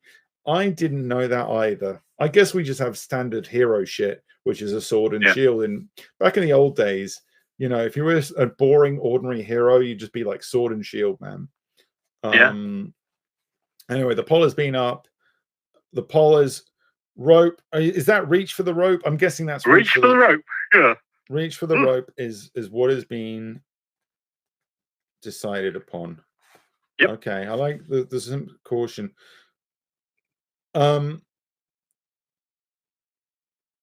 What? Oh, I see. You could jump. Okay, the rope. Okay. So the other options weren't involving using the rope. Gripping the rope firmly, you step back to take a running jump. However, in the dim light, you do not notice that someone has cut the rope almost in two, just a little way above the section you are holding. As you swing out across the pit, it suddenly breaks, and you scream with fear as you plunge headlong to the depths below. 285. I'm keeping a finger in that previous choice. We might have to it might have to be a gimme. Okay, we're all right. Okay, you land heavily on your back, but luckily your backpack cushions your fall. We lose 1 skill point and 2 stamina points. Oh, geez. All right, our skill is down to 10, which is still pretty good. And our stamina is down to 11, which is, you know. The darkness is almost pitch black at the bottom of the pit, and you crawl along the floor, groping in front of you. Suddenly, your hand touches something cold, hard, and smooth. The object is small and round, but you cannot figure out what it is. You place it in your backpack, hoping to see what it is once out of the pit. You continue to crawl forward and soon reach the pit wall. It is too smooth to climb, and you have to cut hand and toe holds in it with your sword. This takes a long time, but finally you climb out of the pit on the east side. You immediately check out the object in your backpack and discover that you have found an orb of blood red ruby. We've got a ruby orb. Hey, we've got some cool stuff, people. I think that might have been actually a good thing, although we did take a bit of a beating. You are absolutely delighted and head off east in high spirits, whistling softly under your breath. Woohoo! Okay, we took a bit of a beating there, but we found us an orb of ruby. Might be one of the things we need to get out of this place. The tunnel makes a sudden left turn and continues north for as far as you can see. You soon arrive. It's a door time, folks. You soon arrive at a closed wooden door in the left-hand wall. Do you wish to open the door or keep going north? It's just a closed wooden door. Are we going in or are we carrying on our way, folks? You choose. Loot that goblin. Be the loot. The poll is up. Poll is up. Make your choices. Make your choices. Kick in the door, says Cupid Stunt, wasting no time. Door. I think we do all know the answer, but still the poll must be, and just in case there's something like a big mood change, and you know, there isn't. It's door. It's door. Okay, we're going in. 12. Let me see. The door opens into a large candlelit room filled with the most extraordinary lifelike statues of knights and warriors. A white-haired old man dressed in tattered rags suddenly jumps out from behind one of the statues and starts to giggle. Though he looks like a fool, the sparkle in his eyes makes you think there is more to him than is apparent. In a high-pitched voice, he says, "Oh, good, another stone for my garden. I'm glad you have come to join your friends. Now, I'm a fair man, so I'll ask you a question. If you answer correctly, I'll let you go free. But if your answer is wrong, I'll turn you to stone." He starts to chuckle again, obviously pleased with your arrival. Will you A, wait for his question, B, attack him with your sword, or C, make him run for the door? This is a picture of him. There's him, by the way, folks. That's the dude. So you've got a choice here. Jump him, wait for his question, or run for it. Those are your choices. The poll is up. Jump him, run for it, or take the question. It's Tim the Sorcerer. He's also a big fan of the Heavy Eye Maker. He is. It's Jenny Bounce. No. Make your choices, folks. Make your choices.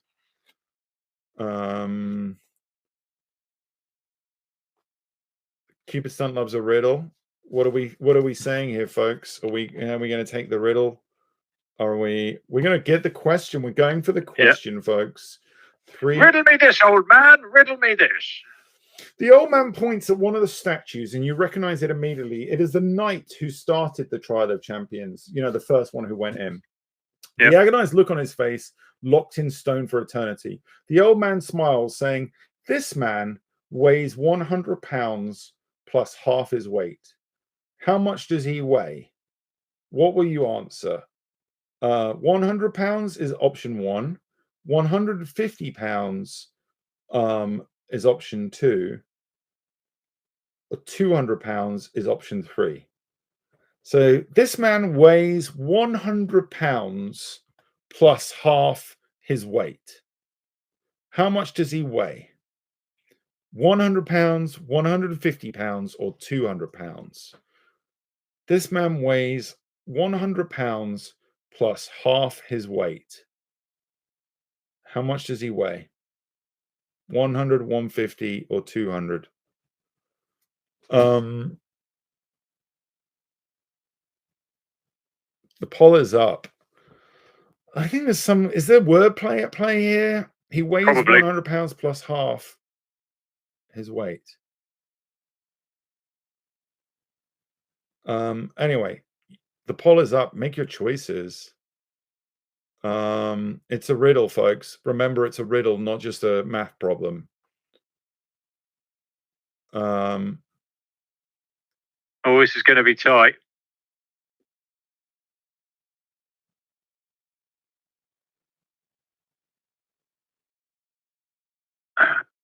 Looks like people are going for 200. People have chosen 200.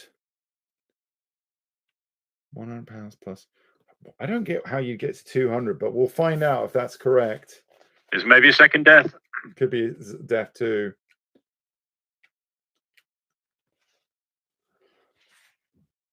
Still smiling, the old man looks at you and says, "Well done, stranger. You've answered correctly.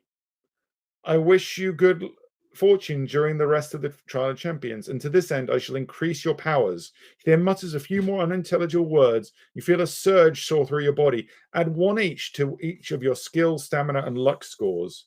Wow. So skill is back up to 11. Our luck is now unbeatable at 12, and our stamina is back up to 12. How did that work? I don't get that. 200. No, I've got it, and Cupid Stunt worked it out. So what is it? Weighs 100 pounds plus half his weight. Yeah. Yeah. So if you add, so 100 pounds is half his weight. If his weight is 200 pounds. Oh, I think I get it. Sneaky. Right. Okay. Nice. Well done. Well done, chat. Well done. Nice one, Cupid. Nicely done. Okay. Only a few meters further down the passage, you see another closed door in the left-hand wall. The letter X is scratched into its center panel. Putting your ear to the door, you listen intently but can hear nothing. If you wish to open the door, 87, or keep walking north, 217. So here the door has got a big X in it, scratched in it. Do you wish to go through the door or carry on the way?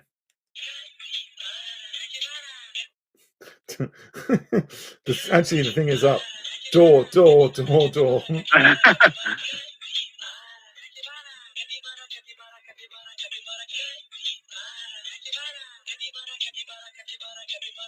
There is a consistent number of people here who would just spend this entire adventure walking along corridors and doing nothing else.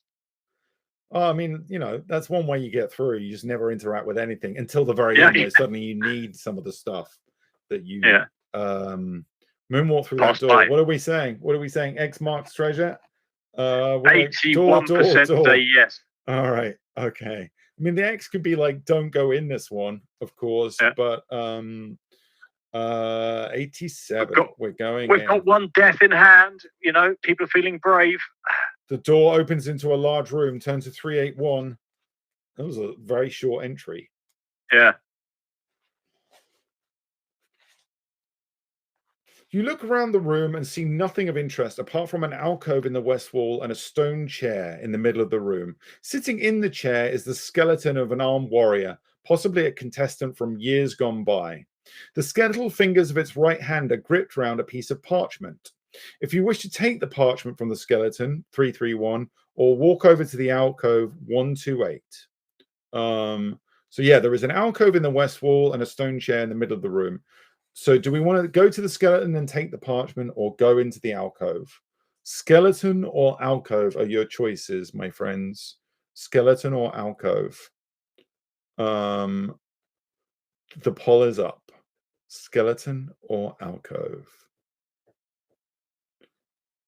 Please make your choices now. Choose wisely. Oh, I can show you a picture, by the way. Another picture. There's the skeleton on his stone chair, holding the piece of paper, sword by the other side. That's him. Skelly or alcove?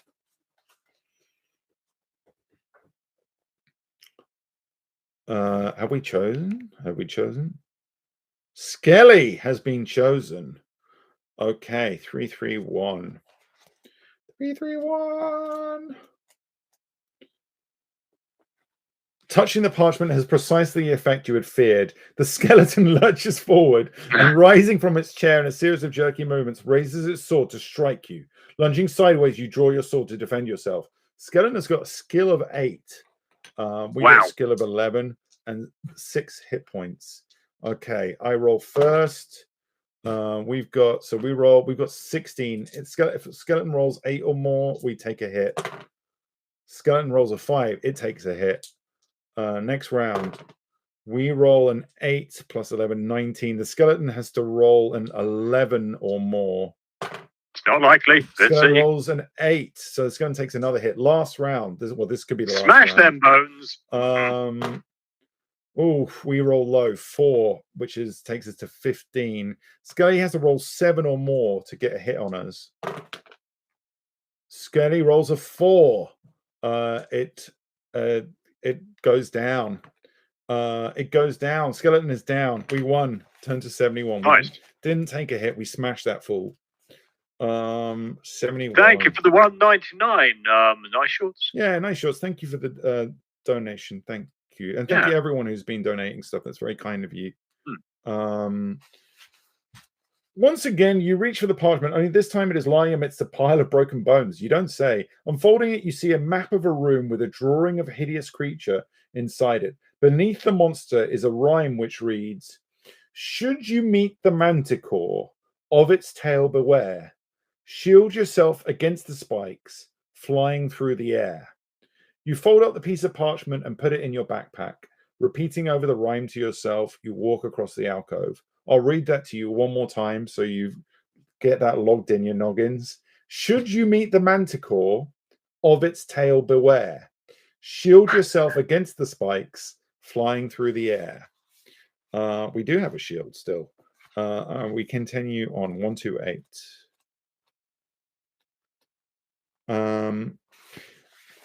At the back of the alcove, so we've gone to the alcove. At the back of the alcove are some steps leading down into a cellar. Cobwebs brush your face as you descend. The cellar ceiling is quite low and the floor is strewn with rubbish and debris. In the middle of the wall opposite you is an archway which leads into another crystal-lit tunnel. There are large mushrooms growing on the rubbish to your right. If you wish to step through the archway, 35, or if you want to stop and eat the mushrooms, 233. Large mushrooms, or just ignore them. Do you want to eat the mushrooms or continue on?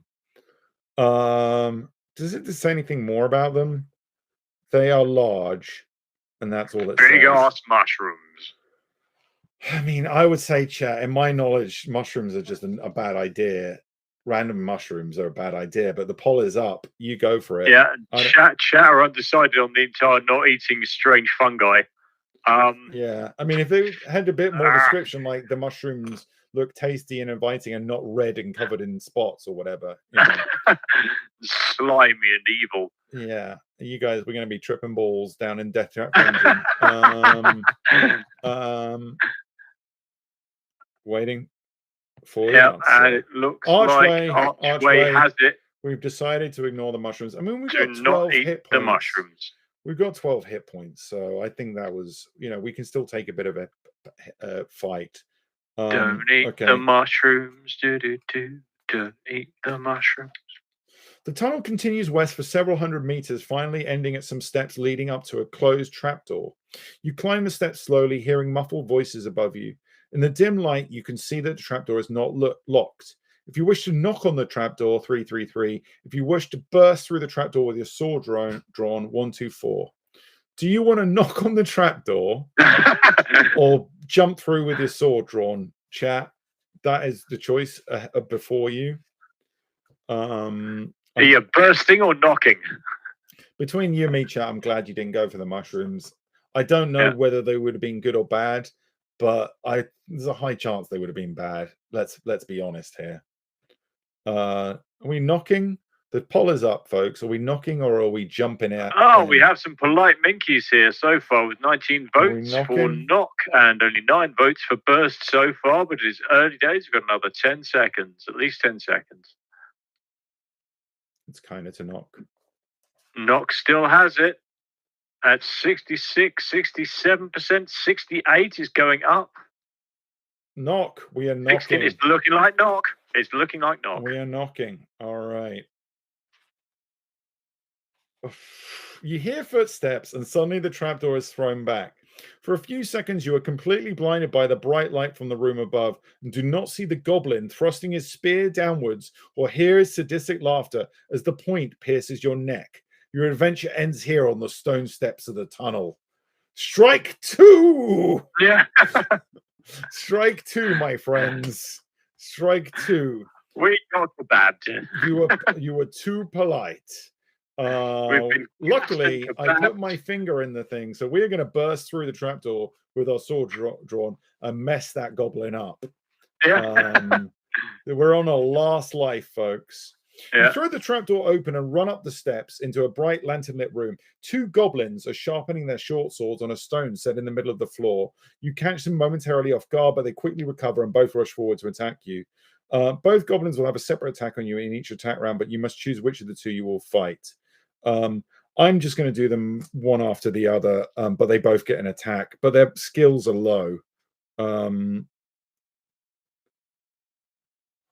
So I'm just going to do just to keep this simple. All right, so first goblin, they've got really low hit points as well. I roll a 9.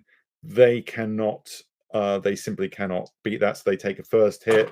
Second, I roll 7 plus 11, so that's 18. They have to roll. No, again, they can't beat that. First goblin is dead. Second goblin, also skill of 5. I roll an 8.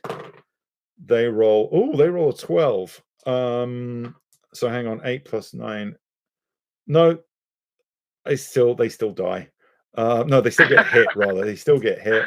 They've got one more hit, and then they'll be dead. Okay, I roll another 8. They roll 6. Second goblin is dead. They're both dead. Although one of them did kill us a minute ago. Let's not forget that. We got killed by a goblin, chat. Killed by a goblin. The only furniture in the goblin's room is a table, 2 chairs, and a cupboard on the wall. There are 2 closed doors, one in the west wall and the other in the north wall. Do you want to A, open the cupboard, B, open the west door, or B, C, open the north door? Cupboard, west door, north door. Those are your choices. Cupboard, west door, or north door. There you go, chat. Poll will be up in a moment.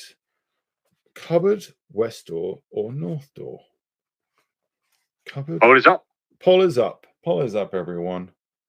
Cupboard, west door, or north door? Speaking of loot goblins, It may be covered. Yeah. It may be covered. we are as big as, yeah, I'm thinking cupboard. I think we're as big a loot goblins as any goblins are. The goblins are right here. And so is the capybara. At 91.67%, we're going for the cupboard. We're going for the cupboard. Of course we are. 307.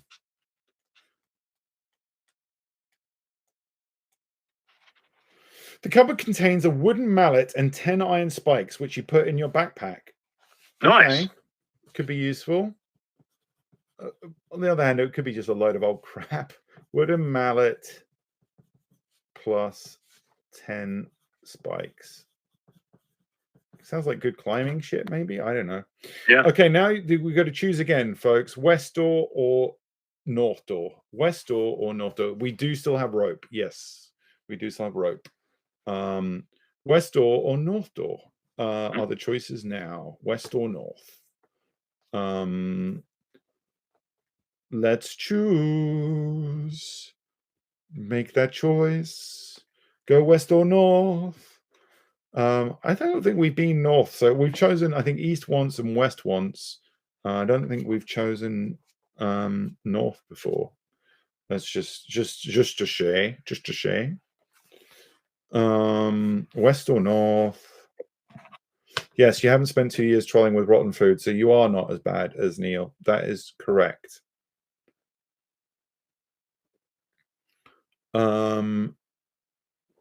You've chosen north. Okay. Choosing the north door. Where was that? Okay, north door 136.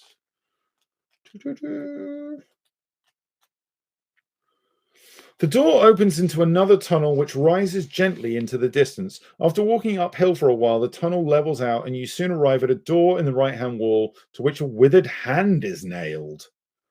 Oh, if you wish okay. to open the door, 210, or carry on the north, 78. A door with a withered hand is nailed to it.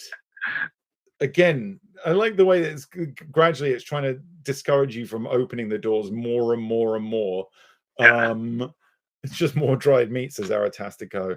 Are we going in through the door with the hand on it or carrying on our way? Is it a right or left hand? It doesn't say. It doesn't say.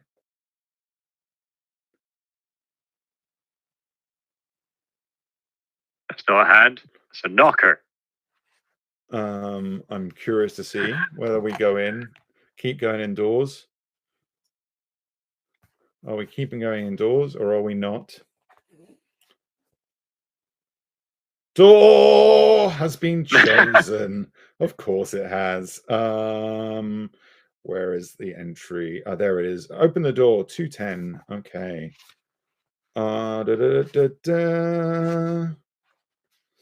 You enter a room in which a man in tattered clothing is standing chained to the wall by his left arm. You see that his right hand is missing and realize that his must be the hand nailed to the door.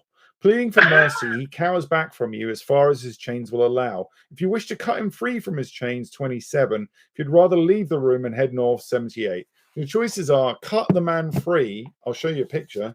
That's the guy there. That's the guy.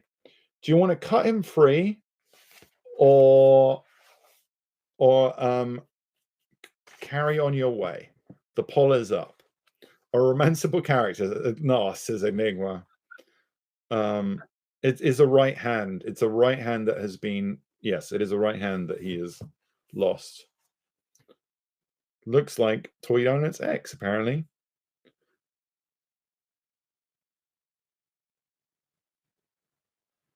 We have compassionate minkies. 2-1 going for set him free so far. Doesn't look like it's changing much. Well, is it Gale? Kind of looks more like a kind of gothic Mr. Tumnus. We're going to free him. We're going to cut him free. All right, 27. 27. You step up to the frightened man and cleave the chain with your sword. He drops to his knees and bows, thanking you over and over again. He tells you that 4 years ago he entered the Trial of Champions but failed. He fell down a pit and had to be rescued by a trial master, one of Baron Sukumvit's dungeon administrators. He was offered a choice between death or servitude in DEATHTRAP Dungeon as the trial master's minion. Choosing the latter, he worked like a slave until he could stand it no longer and tried to escape. Alas, he was unsuccessful and was captured by the trial master's wandering orc guards. To teach him a lesson, they cut off his hand and condemned him to a year's imprisonment in this cell. You ask him whether he has any information that might be of use to you. He scratches his head. Well, I haven't exactly done very well in here myself, he says, but I do know that you need to collect gems and precious stones if you hope to get out. I don't know why, but there it is. Without another word, the ragged prisoner dashes out of the room, turning left into the tunnel. You decide to keep heading north and turn right into the tunnel yourself. Turn to 78. We got a couple of gems already, folks. We have got a couple. So we're on the right path. 78.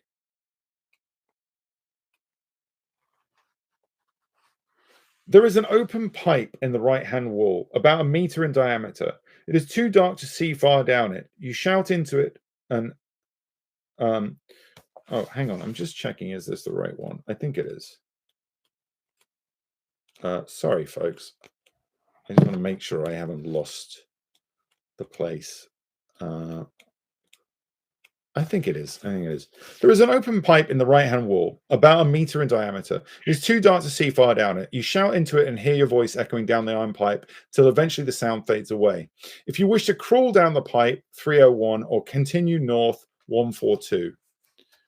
Are we going to crawl down the pipe? Or I just ignore it and carry on our way? Crawl down the pipe or carry on our way? The poll is up. The poll is up. Toilet time. I know this is your chance to be Jimmy Poo Hands. Be the turd. I really do know what we're about to do, Nicole. I really do know. Crawl down the pipe. Maybe we'll get flushed out into Cock River. KOK. I need to stress that. I will actually even show you. I don't know if you can see. Actually, I don't know if you can see that. River Cock. There you go at the top. River Cock. KOK. A choice has been made. Ladies and gentlemen, he showed us his cock. Oh my God, you keep saying me. We're going in the pipe. Of course we are. We're going in the pipe. We're climbing down the pipe. 301. Oh my God. Reminder that this is our last life we're on here. The pipe is wet and slimy, but you crawl on into the dank darkness, slithering and sliding as you go. Suddenly your hand touches something hard and square, which feels as if it is made of wood. It rattles as you shake it, and you decide you must be holding a box. If you wish to crawl back out of the pipe and examine your find 162, you'd rather press on further down the pipe, taking the box with you to examine later. 4. Leave the pipe with the box or carry on with the box. At least it's not a poop, says Aratastico. Very childish. Do you want to carry on down the pipe or leave the pipe? You still get the box either way. The poll is up.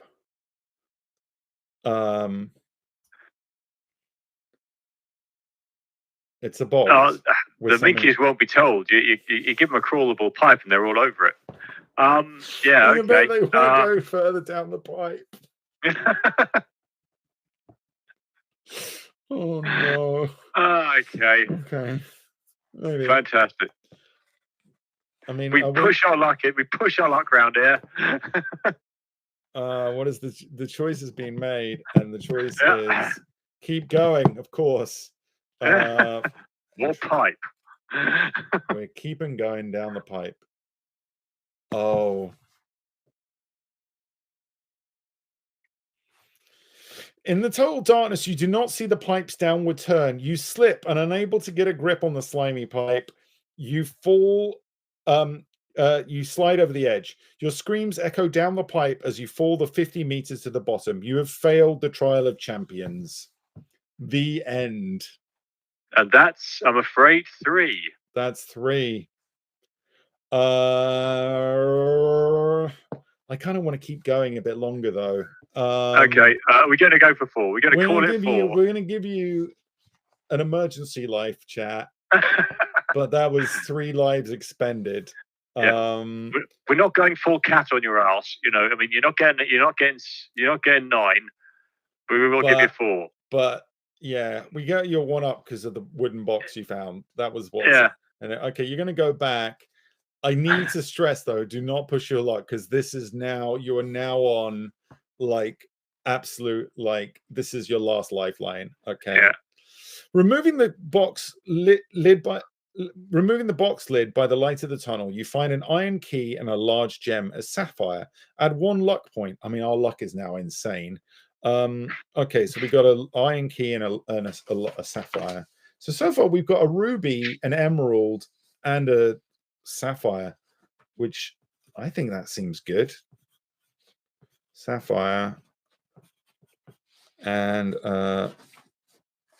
iron key. Okay, we are carrying on our way. 1, 4, 2.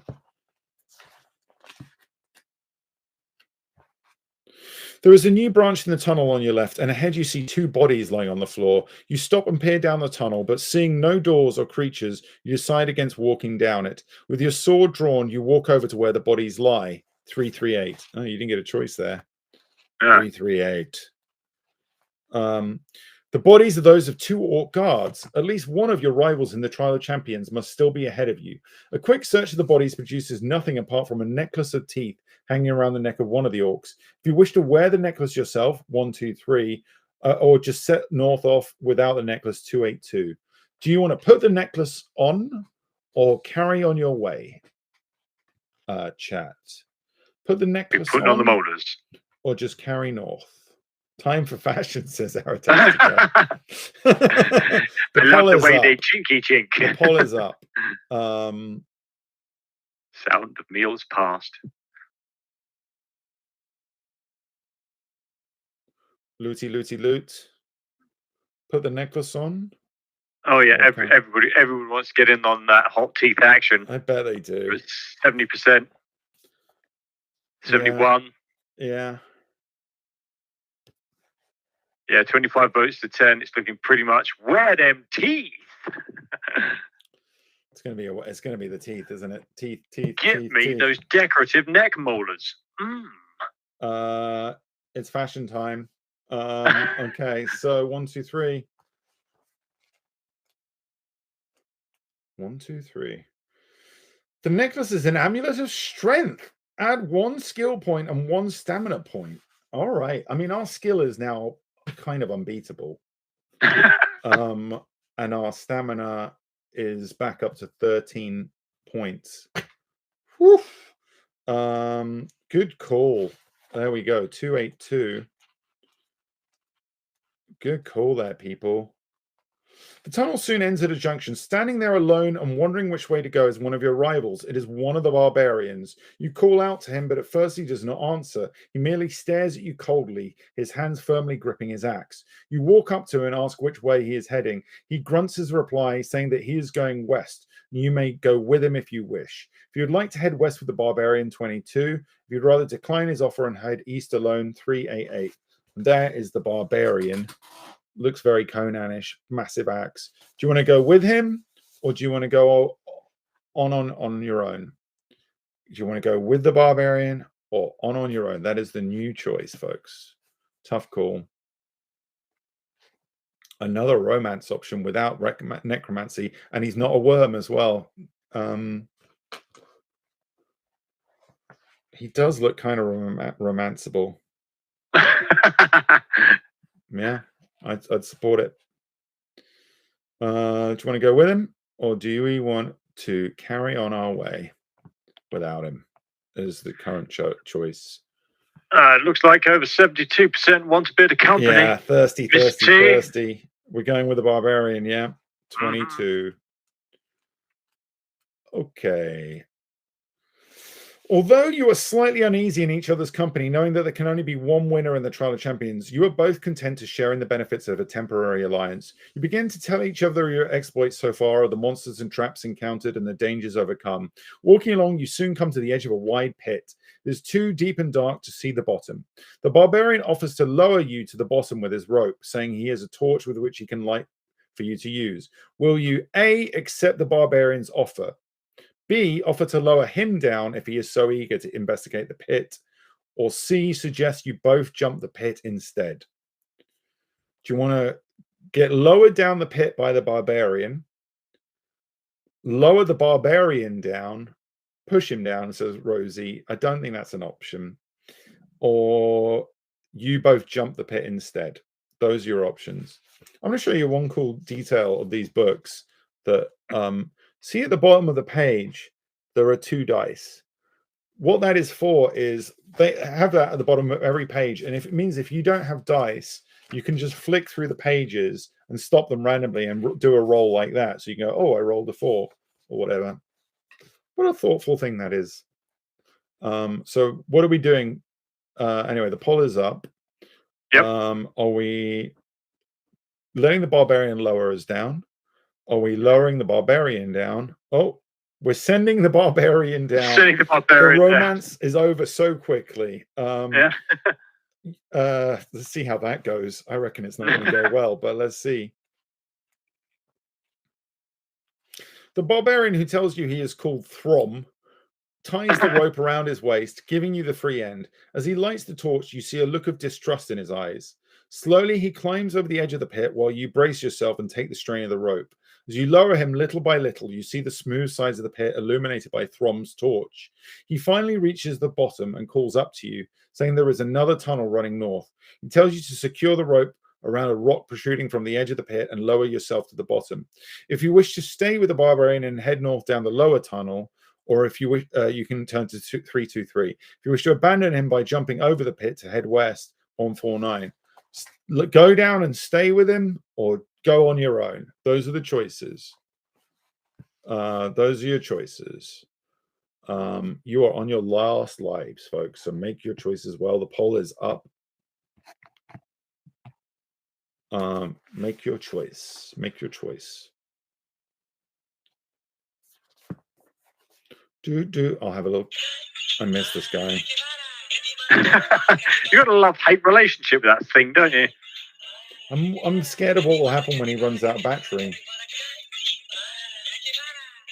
It's going to happen sooner rather than later. You're using him up. I mean, if I do him every time there's a poll, that will happen. Yeah, you're burning through your capybara. I know, poor capybara. How are we doing with choices? They want to stay with him. We're staying with him. We're going down the pit to stay with him. Okay. 323.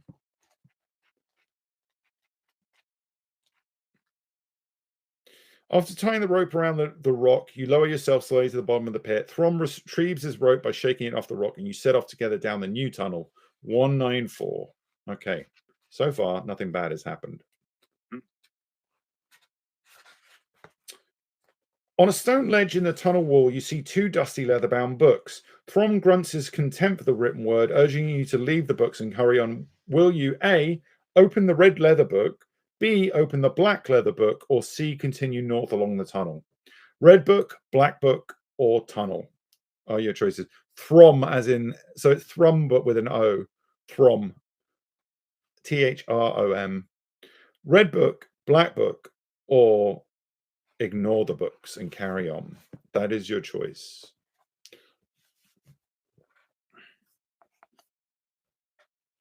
That is your choice, everybody. Red book, black book, carry on. It's probably not going to be tunnel. It's probably going to be a book. I mean, it could be like a monster book, or it could be a book. All right. I'm getting an answer coming through. Yep. Looks like red. Red book. Red book is chosen. 52. Okay, let's see.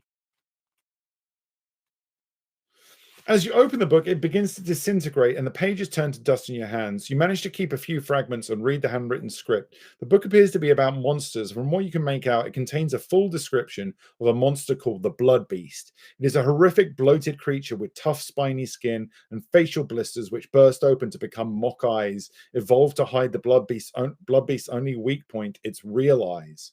Blood Beasts usually dwell in pools of fetid slime which give off a poisonous gas. This gas is so strong that it can easily knock people unconscious. The Blood Beast, although too bulbous to haul itself out of the slime pool, has a long and vicious tongue which it wraps around its victims before it drags them into the pool. As the victim's flesh starts to decompose in the vile slime, the Blood Beast will feed from it. You tell Throm about the grotesque Blood Beast, but he merely shrugs his shoulders and tells you to get going.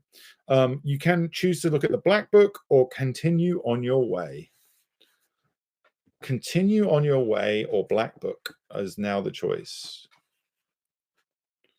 The Blood Beast, by the way, that is the thing on the cover. That's the legendary monster on the cover. Black Book or continue on your way. Books are knowledge, but sometimes knowledge can be dangerous. Oh, wow, okay. We're sweeping back and forward quite a bit here. It's very close.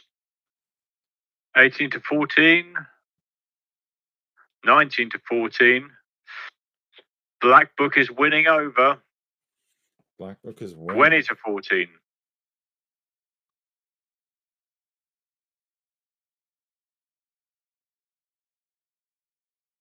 What are we saying? We've got Black Book. We're saying the Black Book's at 61.11, 61.11%. The Black Book. The Black Book's pages are sealed together, but a small hole has been cut out in the middle of them, just large enough to hold a small cork bottle containing a clear liquid. You show it to Throm, who holds up his hand, indicating that he does not want you to come anywhere near him with it. His distrust of things unknown is strongly evident. Will you A, drink the liquid, B, rub the liquid into your wounds, or C, leave the bottle and continue on your way? Drink, rub, or leave are your choices. Drink, rub, or leave. What wonderful choices. Drink, rub, or leave. More mystery liquids. Yes, indeed. Just worked out so well beforehand. Rub-a-dub-dub, says Cupid's stunt. Oh my goodness, everyone wants to rub themselves in this oily, oily liquid. It's a clear liquid is all it says. Small cork bottle. It's been concealed in a book. An evil-looking dark book. But we don't know. It could be a double bluff or a treble bluff or all the bluffs. Rubbing. We're rubbing. 51% we're rubbing. Into a wound. 75. Eesh. You rub the liquid into your wounds, but they do not heal. Staring into the empty bottle, you wonder what exactly the liquid was. If you do not, okay. So it didn't work, folks. Sorry about that. Otherwise, we're continuing on our way. So I'm guessing you had to drink it. It's a bit harsh, but never know. We'll never know what that did. The tunnel turns sharply to the right, continuing east for as far as you can see. Throm stops and tells you to halt as well. He turns his head slowly from side to side, listening. I hear footsteps coming down the tunnel towards us, he whispers. Draw your sword. You both crouch down to hide in the shadows. Not a minute too soon. For a moment later, you see the silhouette of two armed figures approaching. Throm jumps up and dashes forward, screaming a loud battle cry. There are two cave trolls in front of you. Throm attacks the first one with the battle axe, and you run to his aid, attack the second cave troll. They bought a cave troll!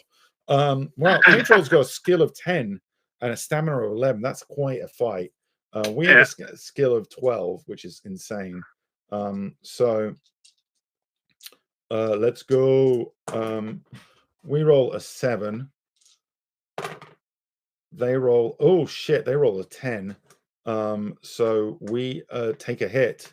So our hit points are down to 11. We roll an 8 plus, so that's 20.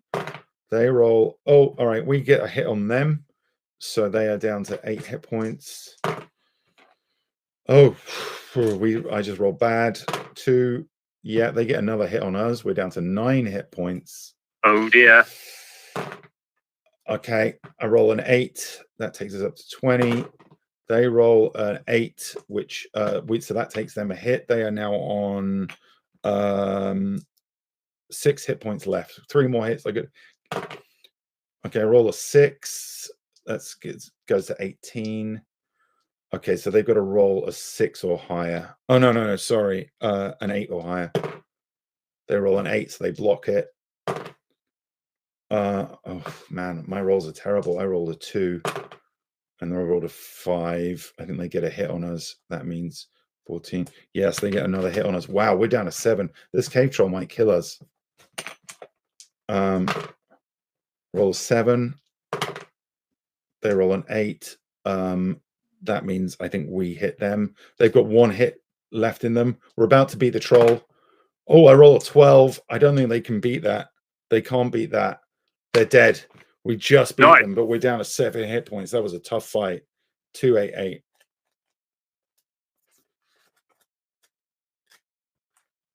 You look to the left and see Throm standing over the cave troll he has slain. Blood is pouring out from a deep cut in his shoulder, but it does not seem to worry him. You search the bodies of the cave trolls, but find nothing apart from a bone ring on a leather cord hanging around the neck of one of them. The ring is engraved with a symbol which Throm recognizes. It explains that it must have belonged to druids of the north, and that an ancient talisman such as this will increase your powers if your body is able to accept it. Throm will not touch it and advises you to leave it well alone. Do you want to put the ring on, or continue east with Throm? Are we putting the ring on? I know what chat's going to do. Right? More fashion. Ring on or continue on the way. More jewelry indeed.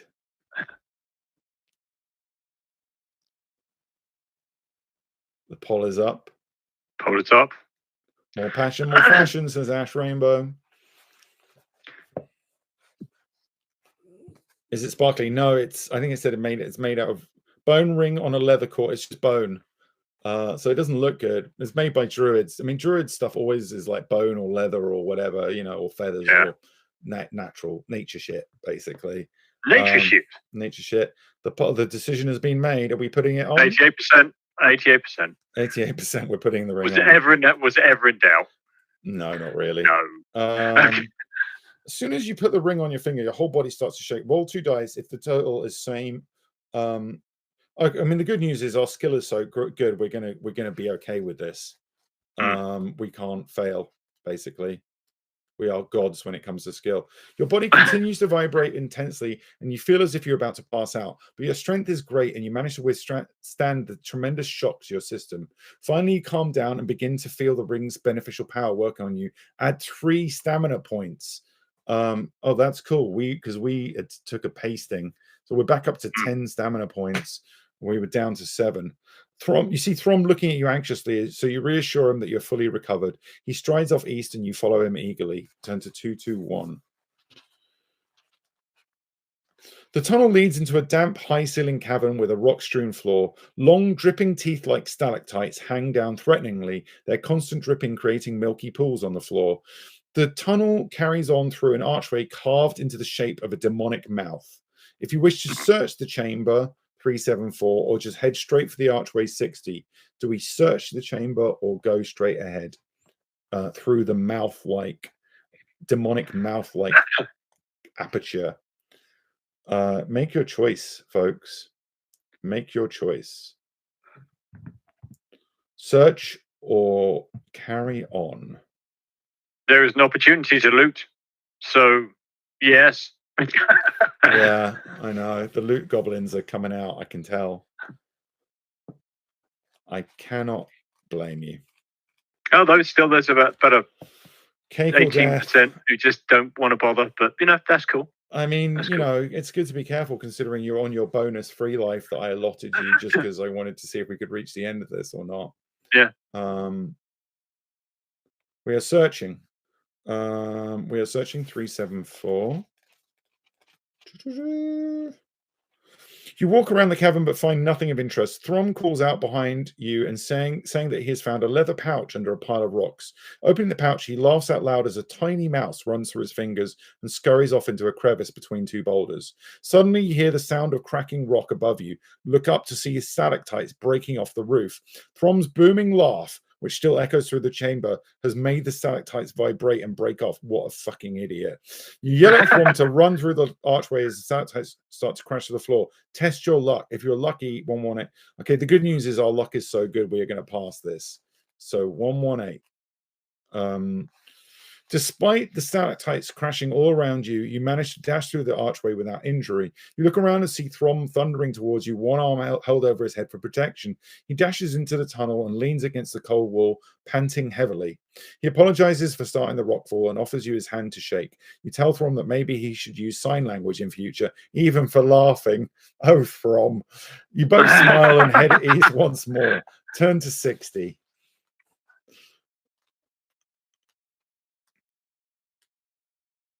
Oh, okay. The tunnel ends at a large oak door. Throm wastes no time in testing the handle and is somewhat surprised to find the door unlocked. He pushes it open and walks into a torchlit chamber. Sitting alone on an ornate chair is a dwarf who bids you enter the chamber. As you do so, the oak door swings shut behind you. Adventurers, you have done well to get this far, says the dwarf in a deep voice. However, as you both know, there can only be one winner in the Trial of Champions. As Trial Master, it is my duty to Baron Sukumvit to let only the most able continue. Therefore, I must devise a test of wits and strength to eliminate one of you. Please do not attempt to dispose of me. It would be utterly pointless, for as you can see, there is no obvious way out of this chamber, and only I know where the hidden exit lies. Now, if you would care to decide between you who will go first, I shall make the necessary preparations. You look at Throm, suddenly angry that your effective partnership might come to an end. He leans over and whispers in your ear that you should try to kill the dwarf and worry about the exit later. If you wish to join Throm in attacking the dwarf, 179. If you'd rather persuade Throm to go through with the dwarf's test, 365. Attack the dwarf or take the test is the question, is the choice. Folks, are we attacking the dwarf or taking the test? By the way, there's the dwarf. That's the picture of the dwarf. There he is. Are we attacking the dwarf or taking the test? Bear in mind, folks, there could always only ever be one winner. So this was always going to have to go like this, probably at some juncture. Oh, it's very close. There's a lot of dwarf murder in people's eyes. Oh, it's getting more clean cut. Yeah, it's looking more like do the test by 55% to 44%. Test. You've chosen to take the test. 365.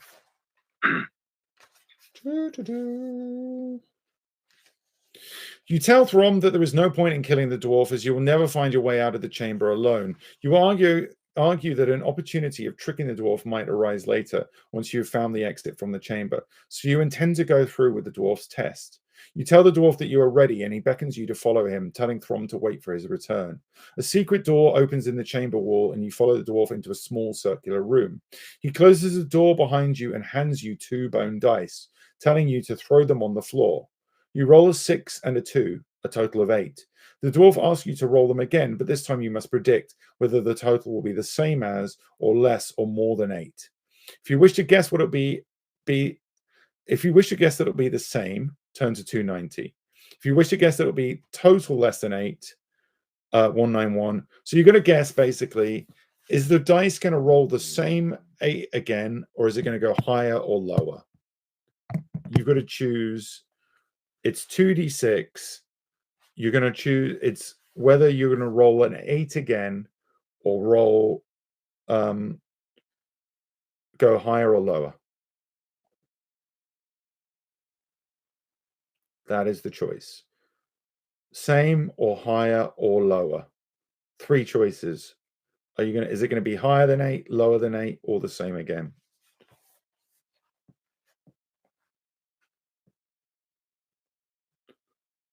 Waiting for the poll. Just waiting for the poll, and then you guys can make your choice. There's the poll. The poll is up. Poll is up. Make the choice. Same, higher, or lower.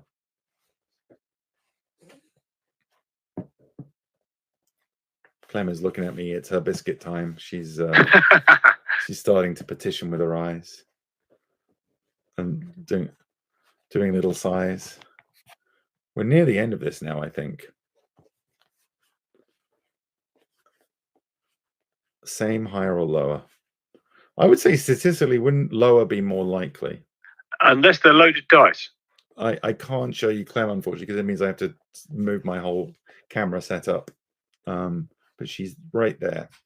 She's sitting right there. We've gone lower. We've gone lower. That's what I would go for. If you wish to guess it, total less than 8, 191. Let's see.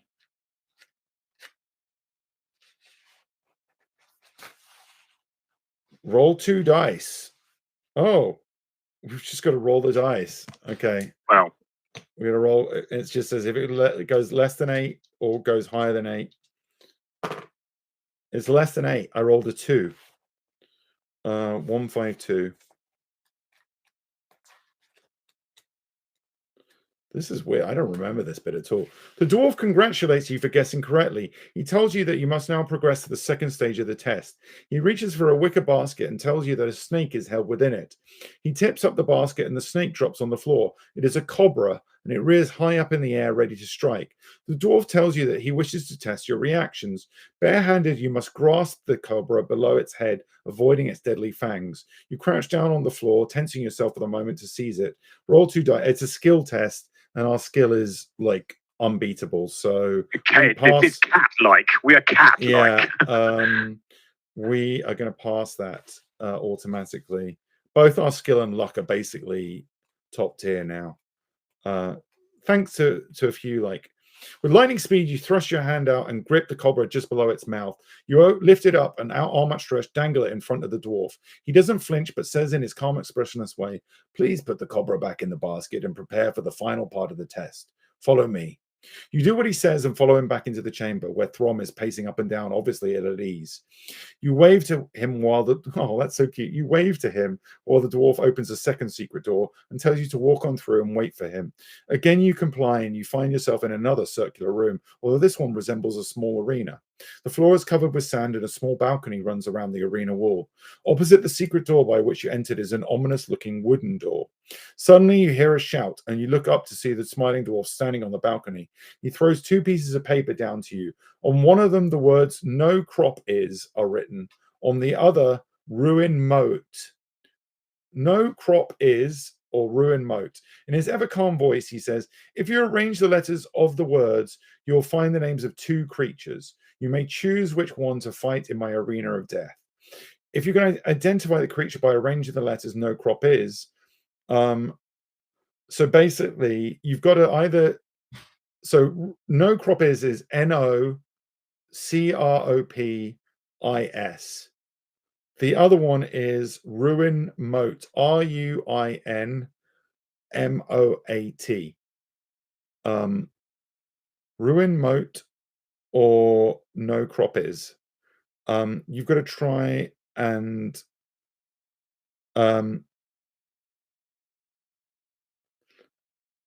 so we've got scorpion. So we figured out scorpion or minotaur, maybe, or right. Manticore.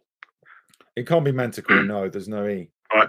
I mean, I think you've probably got but either of those. So you got chat. You've got to choose between minotaur or scorpion. You've got to choose between minotaur or scorpion. Unfortunately, manticore is not a choice because there is no. The letters do not rearrange into manticore. It's scorpion or minotaur. Chat.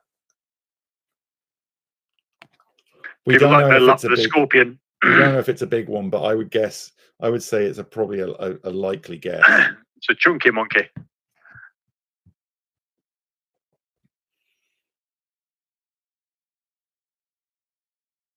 Scorpion has been chosen. 143. Be funny if it's not a scorpion. Oh no, it is. It's a scorpion. You call out to the dwarf, telling him to send in the scorpion because you are ready to fight.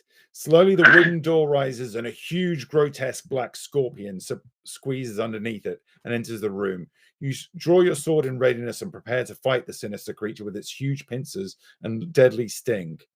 Shit. That's the fucker there. Scorpion attacks with both pincers, and you must treat each pincer as a separate creature. Holy shit. As though you're fighting two creatures. Wow. Okay. This is a tough fight. Okay.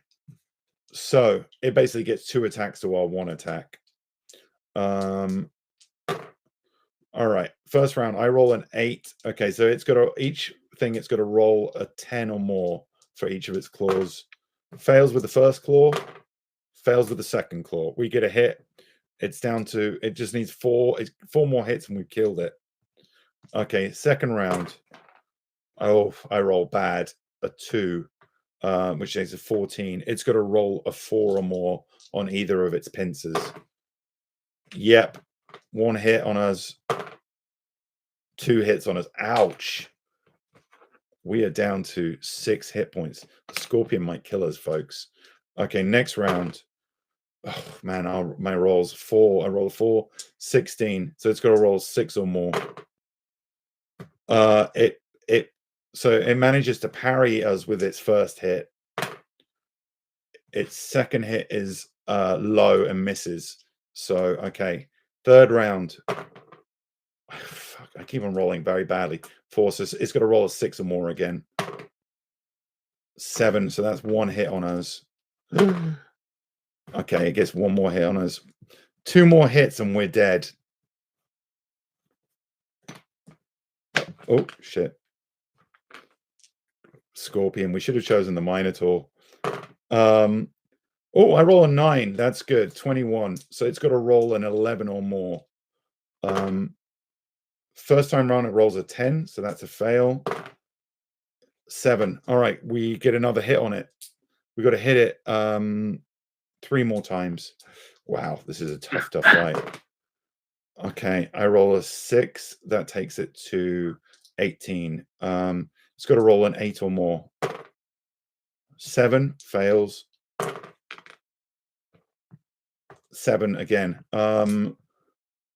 We get another hit on it. 2 more hits and it's dead. Okay. I roll a 5. Not great. 17. It's got to roll a 7 or more. Shit. It rolled this. Wow. We just took another hit. Badly. Oh. It just killed us. I'm gonna say we kill it. I want to kill it.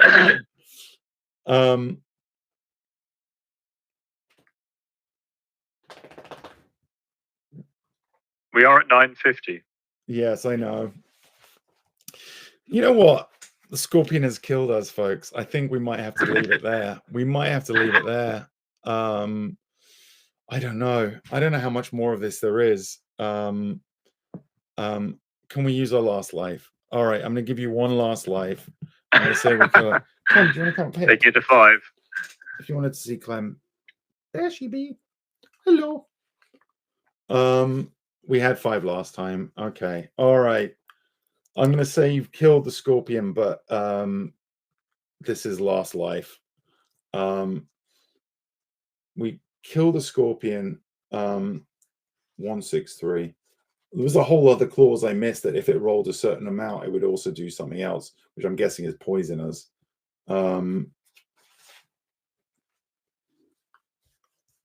There's Clemmy. The dwarf calls down from the balcony, congratulating you on your victory. He throws a sack down into the arena and tells you to relax and regain your strength for the final part of the test. There's another bit. Then he walks off saying he will return in about 10 minutes. You open a sack and find a jug of wine and cooked chicken. If you wish to eat and drink, or rather just sit and wait, are you going to eat the chicken or are you going to leave it and just sit and wait? Is your choice. Chat. Just eat the scorpion instead, says Kai. Yeah, cook that right up. I'm going to say we've survived, but we're on a sliver of health. I will say that. We're on 2 health. So one more hit and we're dead anyway. Which means I got to roll like a demon. I will say that Scorpion was an incredibly tough fight. Although the rolls were not in my favor. Are we eating or are we ignoring? We are, looks like we're eating by a total of about 56%, 58%. We're eating. Okay. 363. Sorry, Clem has just decided to clean my tattoo. 363.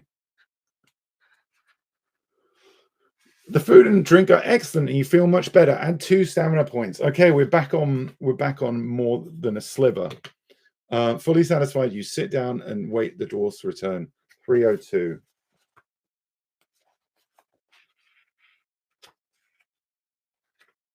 Okay. I'd be interested to see if I'd failed you then, if we'd gone back and tried this another time, if you would just remember all the things that we'd done that were good. After about 20 minutes, the dwarf reappears on the balcony. He calls down to you saying, well, I do have an interesting problem on my hands. Prepare to fight your next opponent. The wooden door rises once again, and you are surprised to see a familiar face. It is Throm. He is cut and badly bruised and doesn't seem to recognize you. He is clearly delirious as he staggers forward with his axe raised to attack you.